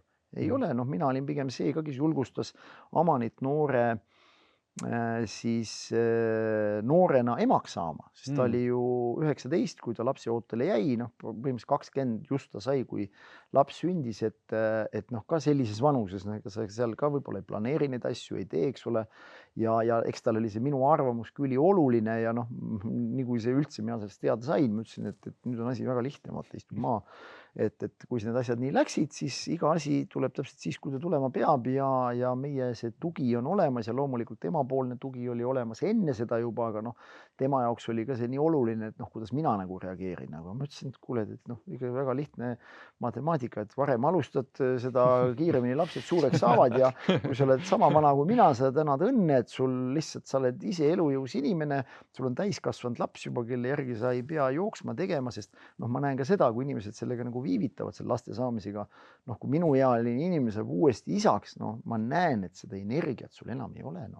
Sa võid natuke aega seal proovida mängida, aga sul ei ole seda tuhhi enam. Ühtepidi jah, et hästi paljud, sellega välja, et hästi paljud on küll see, et jah, et lükkavad seda isaks saamist või emakski saamist, eks ju, edasi ja ühtepidi täitsa arusaadav, eks ju, sest nii palju on elus teha, karjäärid, kõike on nagu teha ja ühtepidi nagu antakse sellele ka väga palju nagu sihukest kõlapinda, et see on jumala okei, aga selle peale jah ei mõelda, et kui vähe sul tegelikult on aega ja energiat pärast nagu lastega koos olla ja kui vähe sul potentsiaalis juba aega, et näiteks et oma lapselapsi näha, eks ju. Et see on kõik sihuke nagu mündil alati 2 poolt, eks ju, et mida sa valid. Nii et Ott, sina lükkad, Mihkel Raud käis meile saates ja ütles, et tema, muidugi ta ütles, et mu enda isiklik arvamus, ütles, et enne 40-ndat pole üldse mõtet isaks saadagi, seepärast ütles, et vaimselt see ei ole valmis. Jah, selle koha pealt võib Mihklil isegi õigus olla, et ega ju seda elu, nii võiks öelda, et ei saagi valmis täpselt, et kui sa tõenäoliselt üks päev 60, siis sa vaatad ka, et kurat, ega 40-selt väga ei olnudki vaimselt veel valmis, sest inimene üldjuhul tegelikult nagu kuhugi maani vähemalt vaimselt pigem ju saabki elukogenumaks, küpsemaks, tasakaalukamaks, mis iganes. enne seda, kui võib-olla see hakkab veel pöördvõrdeliselt veel kehvemaks minema, eks ole, kõik see mälust ja asjast, aga lihtsalt, et ega noh, nagu ma ütlesin, et see energia ei peetu ainult selles, mis oskusi või võimalusi sa nagu sellele lapsele lood, aga noh, tõesti ka see nagu võib-olla noh, selle tolle hetke oskus, ka selle noore ema oskus sellega hakkama saada, ega laps ei suuda nüüd eristada, et see oskus võib olla mingil teisel tasemel. See laps omandab seda täpselt selles keskkonnas, sellel hetkel, sellel ajal, sellisel kujul, nagu seda talle antakse. Ja nii see ongi, eks ole ju. Ja kusjuures ega mõni noor ema võib olla palju asjalikum ema kui justkui võib-olla elu kogenud naine, noh, kes lihtsalt ei jaksa või kellel ei ole püsivust või jaksu enam selle lapse järgi seal joosta või tal midagi ette näidata. Nii et noh. Kuule, aga räägi sellest siis, et me saame seda täna sinu käest küsida, et kuidas siis vanaisaks saamine oli? See oli äge kogemus, sest nagu ma ütlesin, et juba see mõte, seal oli huvitav lugu oli tegelikult sellel enne, ma olen seda ka kuskil rääkinud, ma isegi ei mäleta kus, aga kuskil on see läbi käinud. Sellega oli niimoodi, see oli veidral kujul, nagu öeldakse, et no, nagu oleks kutsunud selle vanaisaks saamise nagu ellu, et meil on kodus on selline merisiga on meil, Possu on ta nimi. No ta on niisugune äkki 5-aastane preili juba või 6 või noh, niisugune umbes kuni 8 nad elavad ja seda Possu, noh, kuna mul elukaaslaselt tütar elab meiega koos, temale see ei võetud see, noh, kuna sellega erinevad allergiat, siis vaatasime, mis kõige vähem nagu seda allergiat tekitab ja selgus, et noh, merisea vastu nagu ei ole nagu. No okei, merisiga vähem hoolt ka ongi tore, eks ole. Ja noh, kuna vahetu nii-öelda siis toitlustaja on ikkagi noh, justkui nagu perenaine selle merisea jaoks, noh, kes siis mina olen, noh. Mina mängisin, mina olen vanaisa siis, eks ole, ma ei saa olla isa, eks ole, vanaisa siis. Ja muudkui jälle Possu vanaisa tuleb ja vanaisa sulle jälle toob midagi ja vanaisa võtab su välja ja jälle noh, kogu aeg vanaisa. No saad aru, sa paned nagu mingi mantra mingi aasta otsa ja kuradi räägid, kuidas sa oled vanaisa. Ja saad aru, läkski enam mingi aasta läks mööda, ma saingi vanaisaks nagu päriselt, et no võta nüüd, et sõnal on jõudu, öeldakse, noh, nii kaua raiud, kui oledki. Ja kuidas täna vanaisa roll on siis nagu päris vanaisa roll, kas lapselaps on tihti sinuga või on sul nii palju muid toimetamisi? Mul on jah, ütleme sellise noore vanaisa võib-olla probleem on ikkagi see, et ega sa ei ole ju esiteks pensil, et sul oleks nagu lihtsalt noh, olengi pensil ja noh, ongi aega vaata, lihtsalt on aega, eks ole. Et kuna ma olen siuke võib-olla keskmisest aktiivsem ka ühiskondlikus elus, eks ole, noh, organiseerideski nii riiklikul tasemel siin spordivõistlusi on siuke vähemalt 6-8 turniiri, mida ma aastas teen siin siis fitnessi vallas, eks ole, ja ma olen ka rahvusvahelise alaliidu töös nagu mitmes juhatuses, kus ma siis käin ja teen, siis kindlasti noh, pluss on enda isiklik soov ka, nagu öeldakse, ega need tenniseturniirid või kus sa tahad osaleda, ega need on ju ka nädalavahetused, ei ole nagu nädala sees. Ehk tegelikult ütleme nii, et ma kindlasti tunnen, et ma ei ole nüüd, ütleme selles mõttes mingi muster vanaisa, et ma nagu kogu aeg olen olemas, et ma saan kindlasti paremini. Ma arvan, et see praegu huvitav aeg nagu juba tulebki, kus Johan on nüüd 3,5 saab nüüd. Johan saab 3,5 ja nüüd läheb lihtsalt minu jaoks asi nagu huvitavamaks, et noh, varem oli ka tahtsid võtta, aga noh, ega ütleme nii, et ta ka ikkagi suhteliselt hilja nagu hakkas nagu selgemalt rääkima, siis noh, kogu see kommunikatsioon ja kogu siuke püsivus ja noh, ikkagi noh, kui ta on ikkagi väiksem, siis kõik see nagu raskendatud ja ega nii et ma võtsin ikkagi ja ma olen nüüd ka võtnud selliseid päevi, kus ma siis tulen, võtan ja siis me kahekesi, noh, meil see ühe keskus ongi, meil olnud üks siukseid lemmikkohti, kus me siis tuleme, vanaisa tuleb ka batuudikeskusesse, hüppab siis taga mingi hetk, siis me läheme koos sööma ja siis me käime veel kuskilt läbi, nii et meil on olnud siukseid päevi, kus ma siis teadlikult saan aru, et ma pean võtma poisi üks aja, me peame minema ja noh, või siis on, kui meil on endal ka selline nii-öelda siuke spaamaja või siukene, et siis nad tuleb külla, siis meil on vanaisaga sauna ja siis passu ja noh, niisuguseid asju on, aga ma nagu näen, et seda võiks rohkem olla. Täna ütleme, vanaemad on võtnud ikkagi seda tööd enda peale, sest Johanil on ka 2 väga tubli vanaema, ütleme, et seal on ikkagi lausa vaata, et kohati on lausa, et kes saab hoida. Nõudlus jah, et selles mõttes, et vanaisaga elu nagu natukene lihtsamaks teinud, et meil on nii tublid jah, vanaemad on vedanud, et kes tõesti jaksavad hoida, kes võtavad puhkusid, kes hoiavad vajadusel ja üks vanaema on ka kodune, kellel on nagu kogu aeg nagu aega, et noh, siis ongi, ütleme, Amanil on ka, et kui on kas on vaja kuskilt osa võtta mingitest mingitest projektidest või asjadest, siis on õnneks olnud sihuke taustatiim on päris hea olnud jah, just vanemate näol, kes võtavad, aga jah, ma pigem näen, et nüüd ütleme sellest vanusest, et ma saan just ka vanaisana nagu sellist eeskuju näidata ja poiss on selles mõttes on pull, et ega ta nagu õpib ka nagu päris ruttu nagu, et lapsed selles vanuses nagu mõtlesin, et omandavad, nad vaatavad, mis sa teed. siis oli ükskord naljakas, et ma kuidagi istusin meie juures sauna lava peal, eks ole, istud ja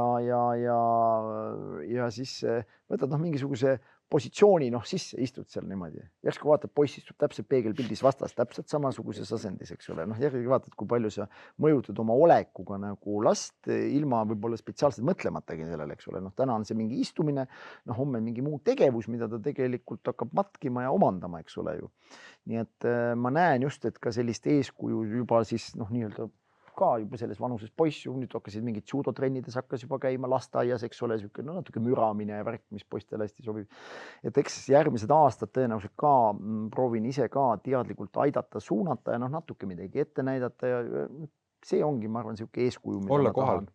Vanaisana ka olla, et sa nagu midagi õpetad ja samal ajal päriselt nagu midagi näitad ette ka, et kuule vaata, et ikkagi mehed võiks, ma ei tea, olla sellised või suuta, ma ei tea, mingeid lihtsatki asju teha või mis iganes see asi on või vähemalt enda füüsilisegi korrasolu mõttes olla nagu eeskuju, mida tal on kindlasti ka ema ja isa, eks ole, kes isegi spordiga tegelevad, kes tipptasemel, kes harrastusspordina, et selles mõttes see tugi tuleb üle mitme põlvkonna nüüd, et ei ole võimatu nii, et ma lähen, ma ei tea, vanaisa juurde ja seal antakse ainult pannkooke moosiga ja spordist ei räägita. See on eriti hea, kui mitu põlvkonda nii-öelda toetab seda teekonda. Ja see ei tähenda jälle seda, et me peaks nagu mingit tippsportlast hakkama voolima, aga nagu lihtsalt aru saada, et kehaline aktiivsus on eluks olemise oluline osa. Võib täitsa ise tulla. Minul kallis kaasa hakkas käima tädimehega kaasas võistlustel. Tädimees oli kehakultuuris.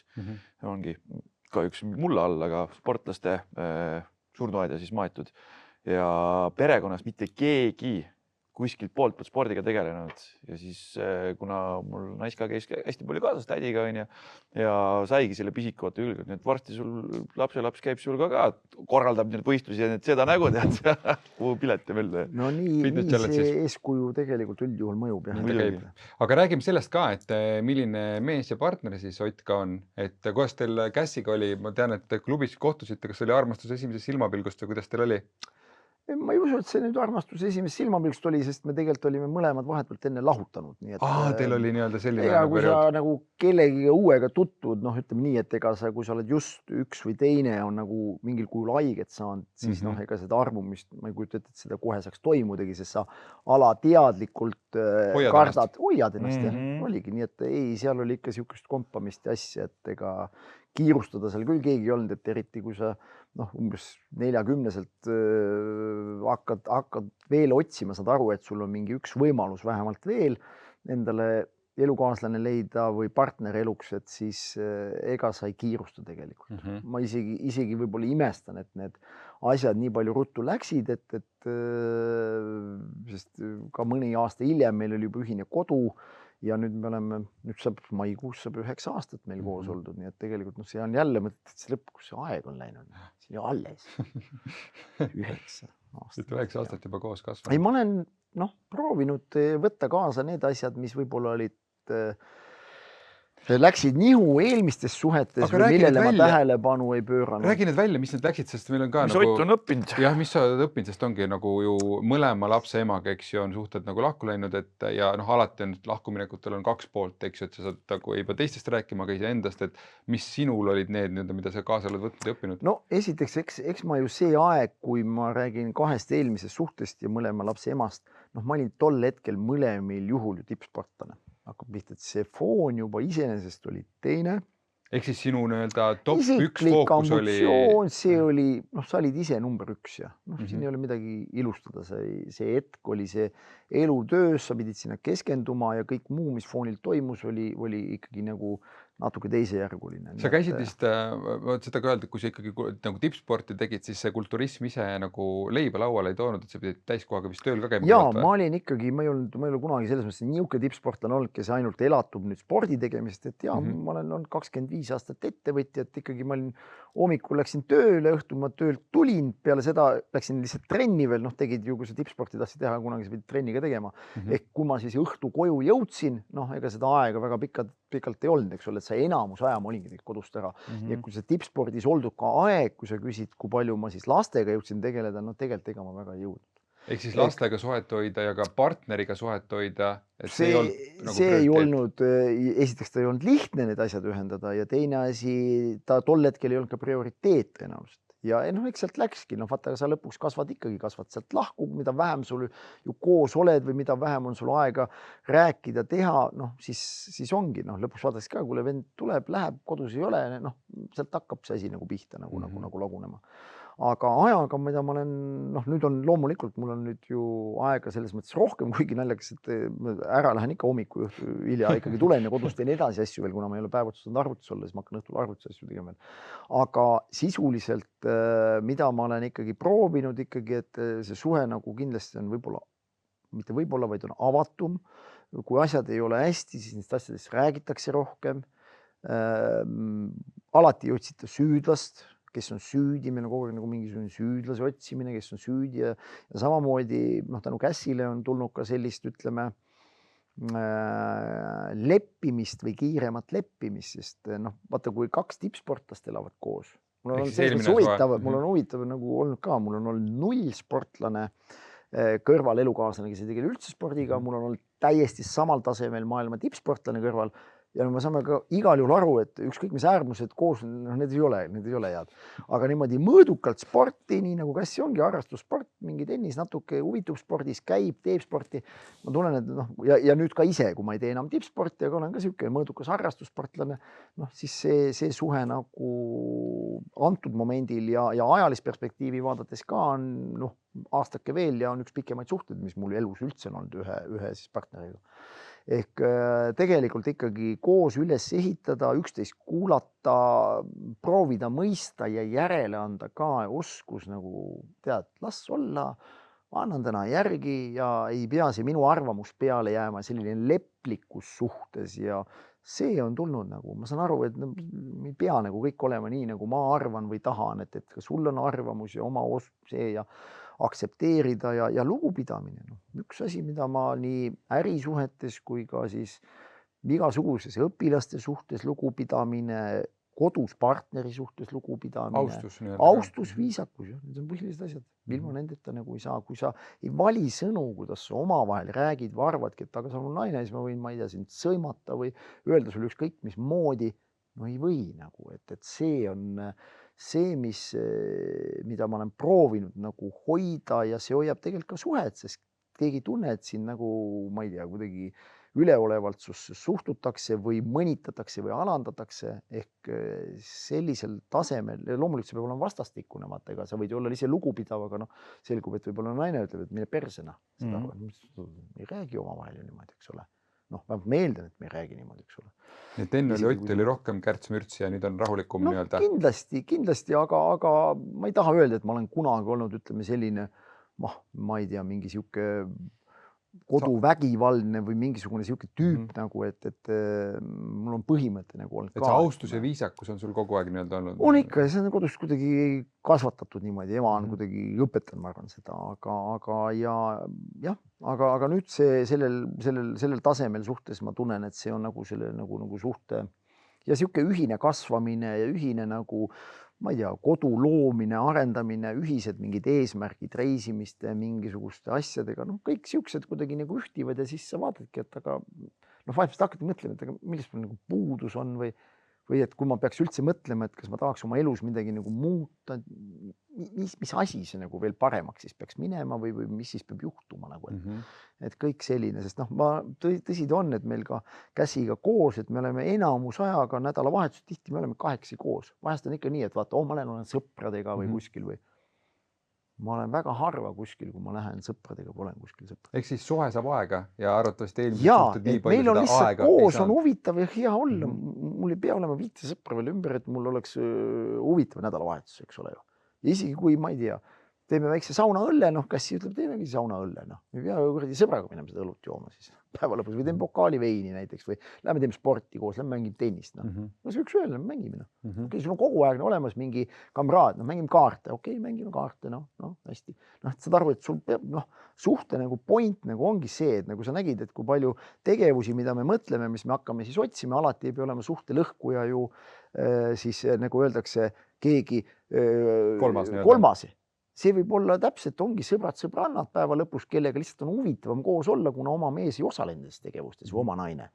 Aga kui sul kõrval on partner, kes on valmis enamus asjades, isegi kui ta võib-olla fänn, aga ta ütleb, okei, kui sa tahad, noh, lähme teeme, ma tulen kaasa, ma proovin ka, noh, siis sul juba on nagu huvitav koos olla, vaata. Teete ühiseid tegevusi, lihtsalt kõige lihtsam asi. Ühistegevust, see on ülioluline, kui ma hakkan võrdlemagi nüüd neid suhtleid ka, kõik need inimesed olid teatud hetkel väga tugevalt omade mingite asjadega head, aga millest ma nagu ühine joon, mis meil tihti puudus, olid ühistegevused nagu. Meil ei olnud ühiseid huvisid. Vaatame selle, et me tegime tippsporti näiteks koos, siis tegelikult mingid muud alad, ma ütlesin, et lähme sauna, ma ei taha saunas, mul on seal palav, ma ei tule, eks ole.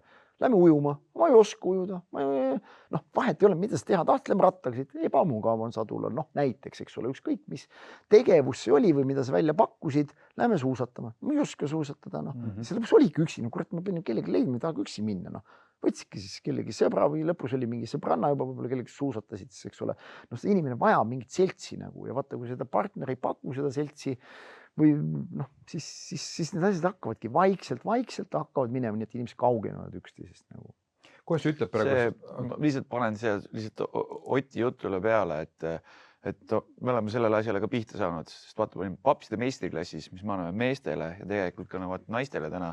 Täpselt sama asja kinnitame. Just vaata eelmine koolitus, mis meil oli, siis isad kinnitasid, mis te siit kaasa võtate, koolituse lõpus oligi see, et kaardistame oma partnerite need ühistegevused, et mis on talle meelepärased, mis on mulle meelepärased, ehk siis mis annab meile nagu nii-öelda naudingut, mis on tore, mis on fun, mis on äge teha ja siis vaadata, kas me saame jooned kokku viia.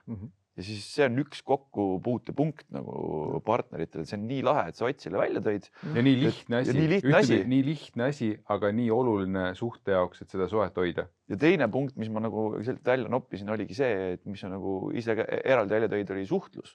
Et kommunikatsioon, seda peame meie ka samamoodi hästi oluliseks, kui me koolitusi anname, et mis me näeme, et seal on tihtilugu ongi see puudulikkus nagu nii-öelda või siis teineteisele nugade selga loopimine, millest nagu ei ole suures pildis kasu, vaid mõista, miks teine inimene tunneb ennast sedasi või teistmoodi. No sa ütled, samamoodi on isegi selle juurde Ott, mis ütled ka, et avatus, avatus, see lihtne asi, mis nagu, võib-olla sul eelmistes suhetes seda nii palju ei olnud, kui praegu on, eks ju, ja see lihtne asi, mis hoiab lihtsalt koos, asjad saavad nagu päevavalgele tulla, me saame üksteisega ausalt rääkida ja me ei ole näinud veel suhet, kus ausus nagu nii-öelda, kui on seal jurasid on nagu palju all, kõik võib juhtuda, aga enamus suhetes ausus ainult annab lähedust juurde. Sa õpid teist inimest paremini tundma, sa tegelikult lood lähedust juurde sinna. Nii et see on nagu hea, et sa need punktid välja tõid. Lihtsad asjad, aga nii olulised. Meil on ka selline komme, et me omavahel raudselt üldjuhul ma poole päeva pealt raudselt helistan talle, neid päevi, kus jooksevad asjad üksteise selga, need on üksikud, aga töönädala sees ikkagi poole päeva pealt ju lõunaga juba helistan, küsin, kuidas sul päev läinud on. Üldjuhul, kuna tema pigem on kodune ja toimetab kodukontorist oma sisekujundusasju ja ma saan ka aru, et ega see liiga palju ei ole tõenäoliselt täna juhtunud, eriti kui sa tõused veel tunde hiljem, kui mina tõusen, aga see ei olegi peamine, siis ta juba ütleb, kuule, ma selle sinu tehtud pudru, kuna mina teen ka hommikul teen talle söögi valmis ja kui inimene tõuseb, siis tal on toit lauas, siis juba ta on sõin sul pudru ära, väga maitsev oli ja siis juba, eks ole, olen jõudnud sellele helistada või teha neid asju või tead, täna mul päeva teine pool toob seda, midagi ta ikka toob, et selles mõttes on ka selline ikkagi huvi tundmine, millega teine nagu tegeleb ja samamoodi ka, kui ma lähen õhtul ka koju, ma räägin samamoodi, kuidas mu päev täna läks, kes, mis, kus, mis põnevat oli, jaga mingi emotsiooni maha, mis ma siis sain, kas ma tulin kuskilt koolituselt või oli mõni võistlus ja täna me kaasame samamoodi Fitness Challenge'is, palun väga, me koos käime, paneme siis tema nii-öelda võistluse peasekretär, mina olen siis teadvustaja, eks ole, või kui ma korraldan siin aasta ühte sellist suuremat rahvusvahelist FitLab Cupi nimeline 6 riigi osavõtul 300 sportlast, selline suur spordiüritus, mida ma iga sügise teen. No see on kasvanud ka selliseks mastaapseks, selle Põhjamaade üheks suurimaks fitness-ürituseks, eks ole. Noh, siis samamoodi on temal oma roll seal, ta koordineerib seal vabatahtlikke asju, kõiki, noh, et seal on nagu, et sa kaasad selle oma partneriga sinna tegevustesse, noh, mida talle ei ole ei koolis õpetatud, ega võib-olla ta ei olekski seal, aga sa annadki talle võimaluse ja ta saab väga hästi seal hakkama, noh. Sest paljud asjad on, noh, täpselt võistluste protokoll, kanna numbrid sisse, oma süsteem, värk, noh, paar korda teed läbi, 3. korral teed väga vilunult juba, eks ole, 4. oled professionaal juba. Ehk noh, ongi tore, et ja õhtul lähed, sa ei pea hakkama selgitama, ma ei tea, ma tegelesin mingisuguste vendadega, kes mingi sangpommi viskasid pool päeva ja mingid väljaasted, aga ta oli ise osa sellest, ta tunneb seda kogukonda, proovib seda mõista ja sul on nagu 5 korda lihtsam on, ütleme, enda jaoks ka olulisi asju teha ja teda tegelikult tuua sinna, et ta on ka nagu vajalik seal sees, mitte lihtsalt, et kuule, et noh, kunas sa seal lõpetad, et ma olen siin keskuses juba kõik poed läbi käinud, et millal see jant lõpeb, eks ole. Ja niisugust küsimust ei tule sealt lihtsalt, eks ole, nii et jälle oluline asi, mis sa välja tood, et see sõprusside tegelikult ongi, et me oleme kaaslased, me oleme partnerid, eks ju, abikaasad, aga et see sõprusside, et see sõprus mängib nii olulist rolli, et see dimensioon oleks selles suhtes olemas. Huvi üksteise suhtes. Ma olen näinud, ma alati seisin maastikuratast, ma olen näinud küll, et mornide nägudega naisi seal raja kõrval või siis käisin kala püüdmas omal ajal Pärnu jõe ääres seal, vaatad, naised seal hoiavad ussikarpi ja mees ütleb, nüüd sa tuled kaasa, aga seda huvi ei tekitatud. Aga need näod muutusid, kaasamist ei olnud, need näod muutusid, kui need naised hakkasid joogipudeleid kaasa andma, sõbrannadega koos, käisid seal raja ääres, vedasid kaasa või tulid ise ratta selga, hoopis teine klass oli sellel asjal. Täpselt sama, sest vaata, kui ma sinna tennisesse nagu läksin, siis tema oli harrastustennis, siis umbes 15 aastat on mänginud, eks ole. Ja algul ma käisin lihtsalt vaatamas tennist. Enne kui ma hakkasin ise mängima, ma lihtsalt käisin, umbes mingi reede õhtu hakkas. Teil oli mingisugune turniir või laupäev oli, kunas need turniirid on. Läksin lihtsalt istusin, vaatasin, eks ole.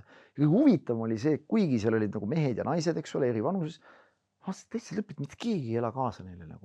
Noh, et kõigil on ju keegi kodus, noh, ma ei tea, mees, naine, ma ei tea, õde, vend, kes iganes, eks ole, lapsedki on, eks ole, mitte kedagi ei ole. No mõni üksik vahest keegi võib-olla tuli sinna siis vaatama.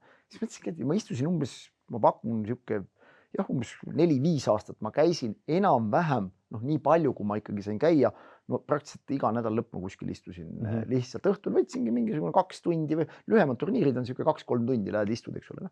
Vaatad, saad inimestega tuttavaks, räägid ja ma käisin lihtsalt kaasa elamas, siis ma sain aru, et see on oluline talle, et ma seal ka olen, mitte tema käis minu võistlustel alguses, ma veel võistlesin mõne aasta veel, siis ta käis mul võistlusel kaasa, siis mõtlesin, kuidas ma tahan temast lugu pidada, vahet ei ole, et ühel on enam-vähem seltskonnaturniir, teine käis, eks ole, MM-il, noh, see on päris suur vahe, aga noh, emotsionaalselt ei ole, tema jaoks on see harrastus, mingi tennis võib olla sama tähtis asi, kui minu jaoks on maailma Eesti võistlused, eks ole. Käisin, istusin seal, kuni lõpus mõtlesin, mida ma seal siis istun, noh, hakkan ise ka mängima, oligi niimoodi täpselt, et paljud, kusjuures ka lapse vanemad on hakanud ise tennise harrastajateks või padeli harrastajateks, kui nad on käinud lihtsalt istunud laste trenne ja lõpus mõtlesin, mis ma siis ise siin istun, et ma ei tea, enam-vähem teen samal ajal ise ka treeningu siis, eks ole. Või nagu sina käid lapsega ujumas, eks ju, laps käib ujumas, no mis mõttes ma seal, ja seal on ikka vanemad, kes istuvad, ma isegi näen basseini ääres, nad vanemad istuvad seal, lihtsalt passivad, selle asemel, et hüppad ise basseini sisse ja teha ka trenn ära.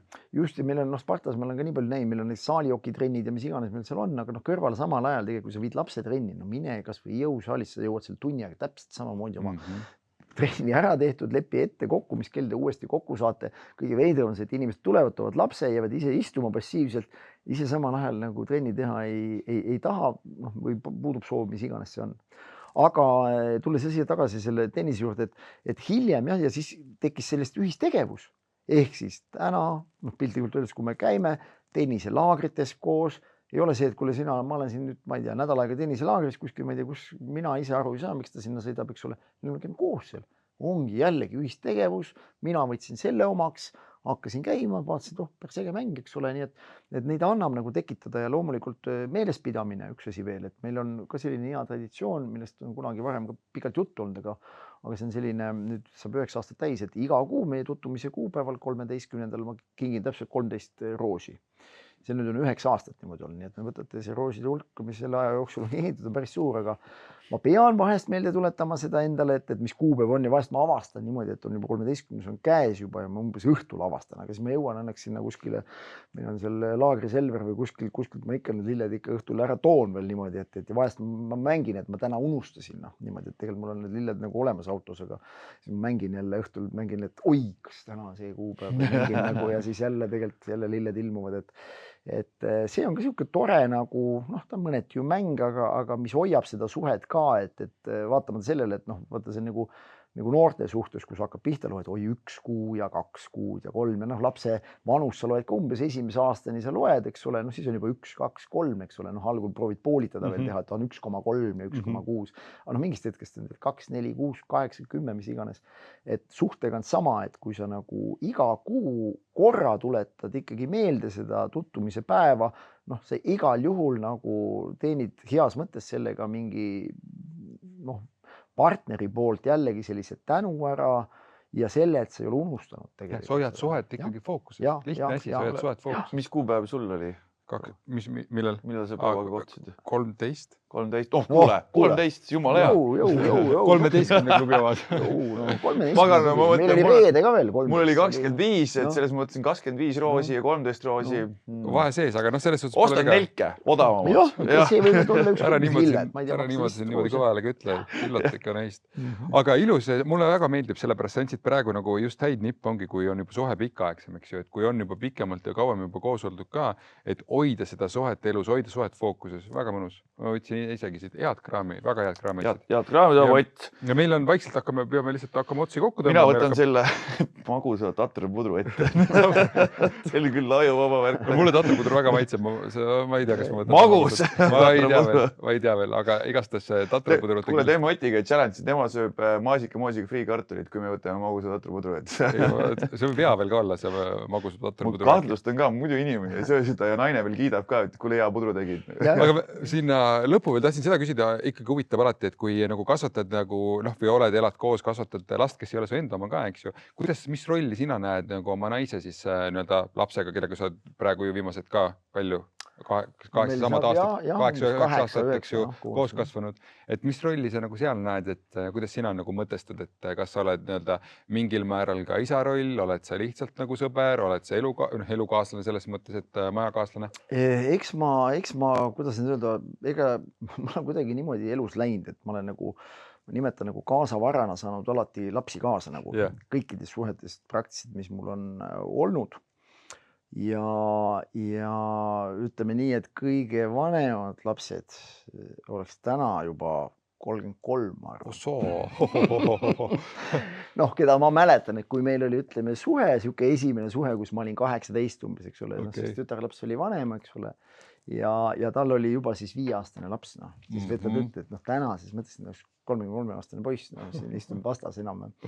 Et siis mõtled, et karm, aga sealt on niimoodi läinud, iga selle mingi suhtega oli ka kuidagi pidi ja huvitav oli see, et ma mingil hetkel nagu mõtlesin, et ma ei saanud nagu aru või kui ma olin siuke teismeline, 16-17, millegast mul oli tunne, et mõtlesin, kuidas, et saavad endal mehed võtta endal naise, kellel on juba laps olemas nagu. Vaat mul oli mingil hetkel niimoodi mõtlesin. Ja peale seda ma hakkasin ise saama kaasavarana naisi koos lastega. Ise kutsusin endale selle kaela. Ja nagu see possugi, noh, possu, eks ole, vanaisa tuleb. Aga kuidas ma suhestunud, eks ma olen ka seda kohta nagu seal otsinud, et ma ei ole kindlasti ja noh, vaata selles vanuses juba laps nagu Käsil oli. Et kui me kokku saime, tal oli ikka väga selgelt teadvuses olemas, kes ta isa on, milline tema isa roll on, ehk ma ei ole kunagi nagu selles suhtes küll proovinud nagu isaks muutuda või et kuule, noh, teadsin ikka, äkki oleme ikka siin isa või mingil kujul andnud mõista, et ei, seda ei ole seal üldse selles olnud nagu. Aga kindlasti mingi kasvatuslikku seda on olnud, loomulikult, eks see meie fooni, ka perede foon oma noh, lihtsalt arusaamisest mingisugusest oli ikkagi väga erinev, sest vaata, kui seal üks on mingi tippspordi režiimi pealt tuleb ja teine on tavaline keskmine siuke Eesti pere, eks ole, kellel on oma arusaam igasugusest režiimist või režiimitusest. Eks see algul oli ikka keeruline, noh, kogu alatis ju toidulauast kuni milleni ja eks ma proovisin algul ka ikka noh, võib-olla tagasi vaadates isegi natukene ülekohtuselt midagi peale suruda, kuni ma nagu lõpus mingi hetkel saingi aru, et kui see minu nagu arusaam, kuidas siin peres nagu asjad peavad käima, tekitab ainult trotsi ja pahameelt, siis ma lõpus nagu sain aru, et aga ainus asi, mis ma teha saan, et okei, las see asi olla. Küll mingid asjad nagu lahenevad koos vanusega, koos mis iganes asjaga ja tegelikult ka võimalus, et okei, et kui sa oled ema, leppisime kokku, sina siis suunad, lahendad mingid asjad ära, sest ma nägin, et kui ma veel kuidagi sekkusin, siis see ei parandanud neid asju. Tegi hullemaks hoopis. Ja ta tegi hullemaks ja kui me seda saame aru, et see kogu aeg nagu samal kujul kordub, siis nagu ega siis ei ole ju mõtet seda kuidagi jõuga peale pressida. Ja tegelikult oli veider, et peale seda ka vähemalt ma tunnetasin, et ütleme, meie omavaheline nagu läbisaamine ka nagu paranes peale. Sest enne sa pigem nagu tekitasid nagu seda konflikti juurde. Ma ikkagi nagu vastandasin, eks ma olen kohati nagu siuke võib-olla ikkagi nagu otsekohene ütleja ka ja võib-olla natuke terava keelega kohati ütleja ka, et ma saingi aru, et ma sellega võisin nagu seda suhe, mis mingil hetkel nagu paremaks muutuks, me suutsin mingisuguse väikse lause või asjaga, mis nagu ära rikkuda ja siis ma sain mingil hetkel aru, et tead, kui tuleb tunne, tahad rääkida ja siis see nagu selguski aja jooksul see tunne juba rohkem tekkis ja vaadati ka, et ei olegi see oleks ka nii mõttetu vend siin kodus nagu võib-olla alguses tundus, eks ole, ja et tast on vahest kasu ka, eks ole, ja kui temaga läbi ka veel saada, siis on ka täitsa asjad hakkavad nagu juhtuma võib-olla isegi, eks ole. Ja siis eks see ongi olnud ka selline mitte lihtne tee, aga samal ajal ka sihuke ennast hariv, kasvatav ja tegelikult ma arvan see, kuhu me täna oleme juba jõudnud ja vaatangi, kuidas laste arengud on läinud, sest meil oli ka huvitav ju see, et ega meil mõlema lapsed olid ennem juba ju, meil olid sama vanad lapsed. Täpselt jah, teil olid mõlemad. Tüdrukud olid enam-vähem ühevanused ja vanemad lapsed, siis poiss-tüdrukud olid sama vanad. Et kui mõlemad lapsed oleme, siis oli ka see oli selles mõttes väga lihtne kokkulepe, et kui me hakkame koos elama, siis ühiseid lapsi meil vaja ei ole, mõlemil on enam-vähem täiskomplekt olemas siin ja kogu lugu, ehk siis see lihtsustus ja laste läbisaamine omavahel tegelikult oli ka koheselt peale nagu hästi tore ja hea ja on tänase päevani, et selles mõttes oli nagu see klapp läks hästi. Lapsed saavad ka omavahel hästi läbi. Ja lapsed suhtlevad omavahel ka, nii et selles mõttes on nagu tore, kui me saame ühe laua taga kokku, ei ole ka keegi vaata nende, kuule, mis asja need tulid, et see ei ole ka kunagi garanteeritud, vaata, kui sa muidugi ei ole. Võõrad lapsed laua taga, ütled, okei, me siin otsusime kokku elada, kuule, saage teiega omavahel läbi. Ei tea, see on topp, sellega ei saa ju kuidagi hakkama või see on nõme või vaata, kus see välja näeb. No mis iganes, vaata, mingis vanuses, nad olid ju väiksemad, olid ju ka seal 8-9. Ega seal öeldi, et kuule mängige, aga ei pruugi seda tunnet tekkida, aga kusjuures päris ruttu nagu väiksemad leidsid ka ühise keele ja päris hästi nagu läbi. Nii et selles mõttes oli see ka meil lihtsustas kindlasti omavahel, sest vaata, kui hakkab laste vahel juba see kontakt ikka, kuule sinu omad, minu omad umbes, minu omad ikka paremad kui sinu omad, eks ole, see tüli on nii lihtne tekkima ja igale ühele, nagu öeldakse, on ikka oma nii-öelda veri on paksem kui vesi, et sul on tahad või taha, igaüks asub ikkagi oma laste kaitseks välja, mis on täiesti okei instinkt. Normaalne. Nii et jah. Väga äge. Aitäh, et selle jagamise eest ka tõid, aga me täna võtame selle kokku, meil tänase väga ägeda saate. Aitäh, et sa meile külla tõid. Ja lisaks on see, et T1 poolt on sulle, kuna sul keskus on tuttav, siis siin on mõnusalt kinkekaarte sees, et saad T1 seda nautida.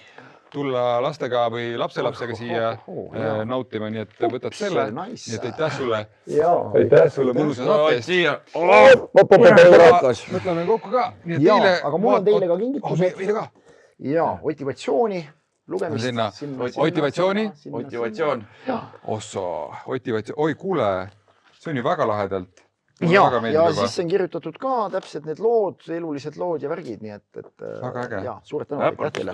Nii et motivatsiooni raamatupoest ja T1 keskusest saate nautida, näete siin Otti ka toimetamas koos Johaniga varsti ja siis räägin sinna ka, sinna poole, siis on see hea kaameraga kokku võtta.